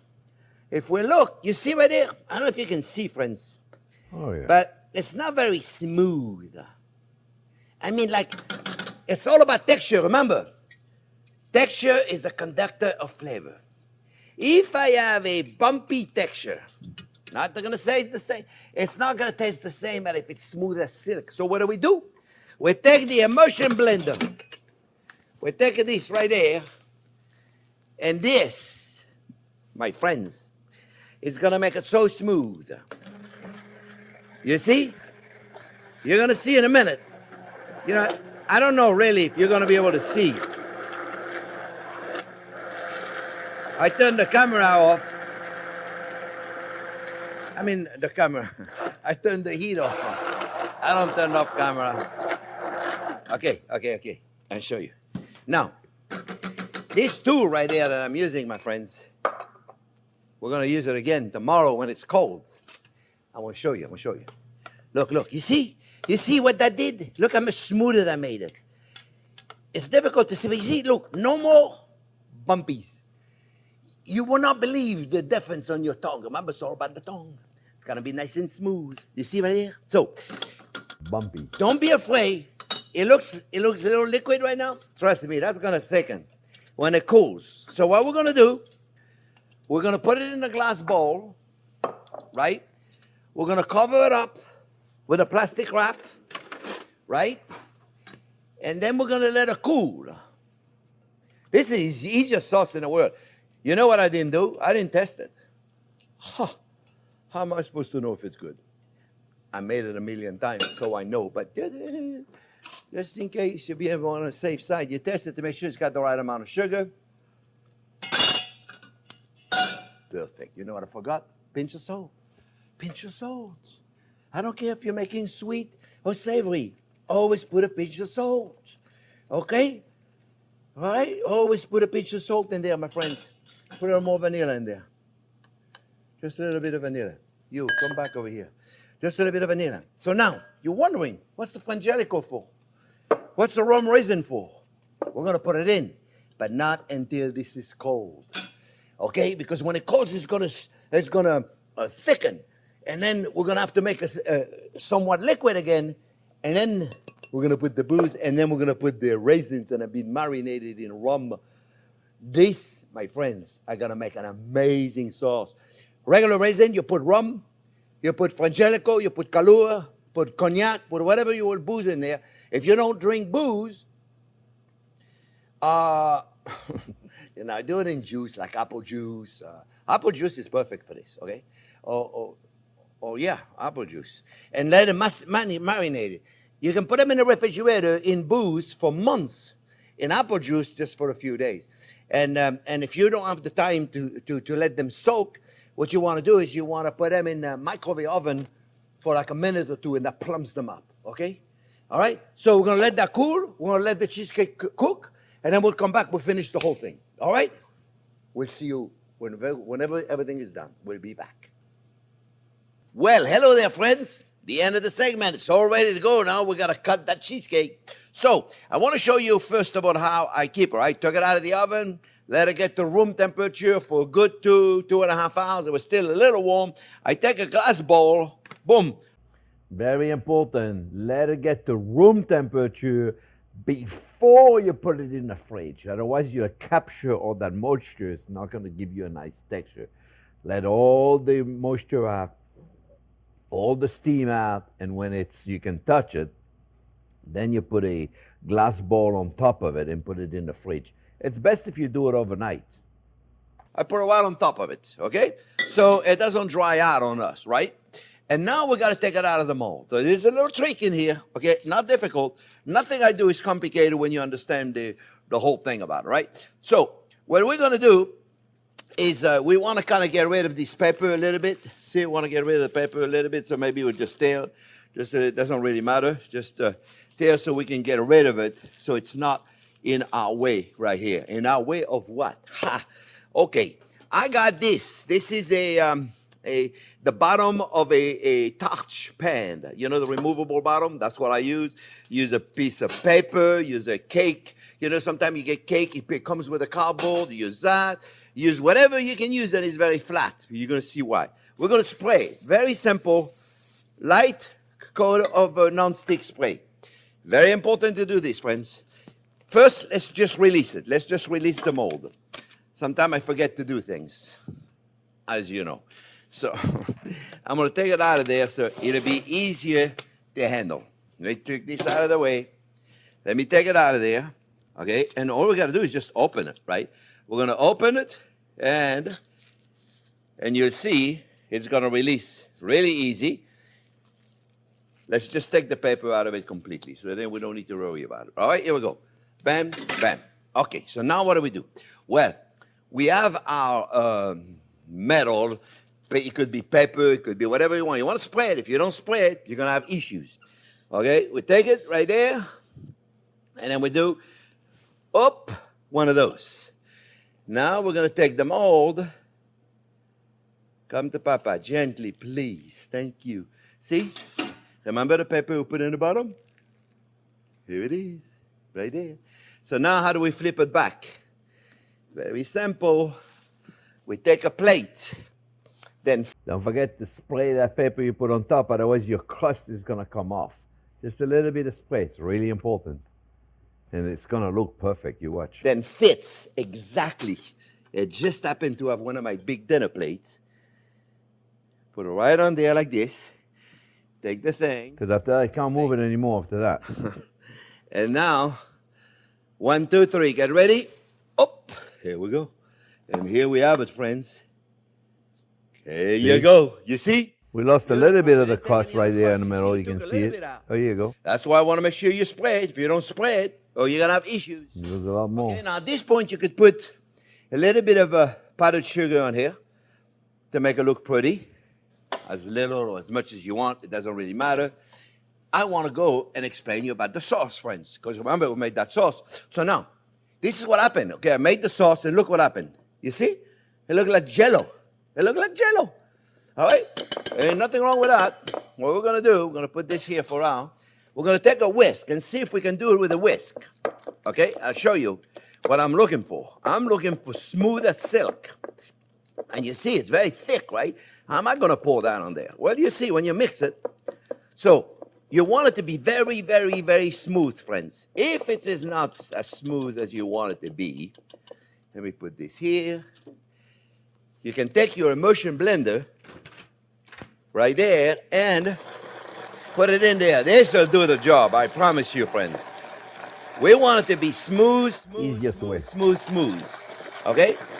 See, I want to do that because you're going to have the same experience, friends. You take it out, you're going to go, Mamma mia, that looks like Jell-O. Scrape with the bowl also. Let's make sure we take the side of it so we don't leave any of it because we want it to be, the whole thing has to be nice and smooth. You're going to have that experience, I promise you. Yep. So that's why I don't hide anything so you guys don't have any bad experience. You see right there, look. It's getting there. I want to be very smooth now. Now you see why I didn't add the raisins. Okay, so let's look at it. Now, as an eggnog deal, you're supposed to put bourbon. You can put bourbon in there if you want. You can put cognac. You can put whatever makes you happy. It doesn't really matter what it is you put in here. I love Frangelico. But let me get another spoon. I want to go over and show you. Look at it. You see right there, friends? Look at this. You see? That's thick enough. But the beauty is, if it's too thick, guess what? You can put a little bit more. I love Frangelico. Okay, so I use Frangelico. But you could use cognac. You can use bourbon if you really want to make it a flavor. Or you can use rum because I got rum in the raisins. Now let's look. Look at it. Look at it. Let me tell you something. You could just drink that. Okay? Or you can rub it all over your body. This will make you very appetizing. I'm just saying. Rum raisins. Remember, those guys have been marinated in rum. Put them in there. Put as little or as much as you want, my friends. Okay? As little or as much as you want. This sauce, I promise you. You serve this. You see how simple that was to make? Remember, right? You put this on top of a chocolate cake, on top of a cheesecake. On top of it, any dessert. This sauce right there is absolutely amazing. Okay? So, what we're going to do, we're going to take,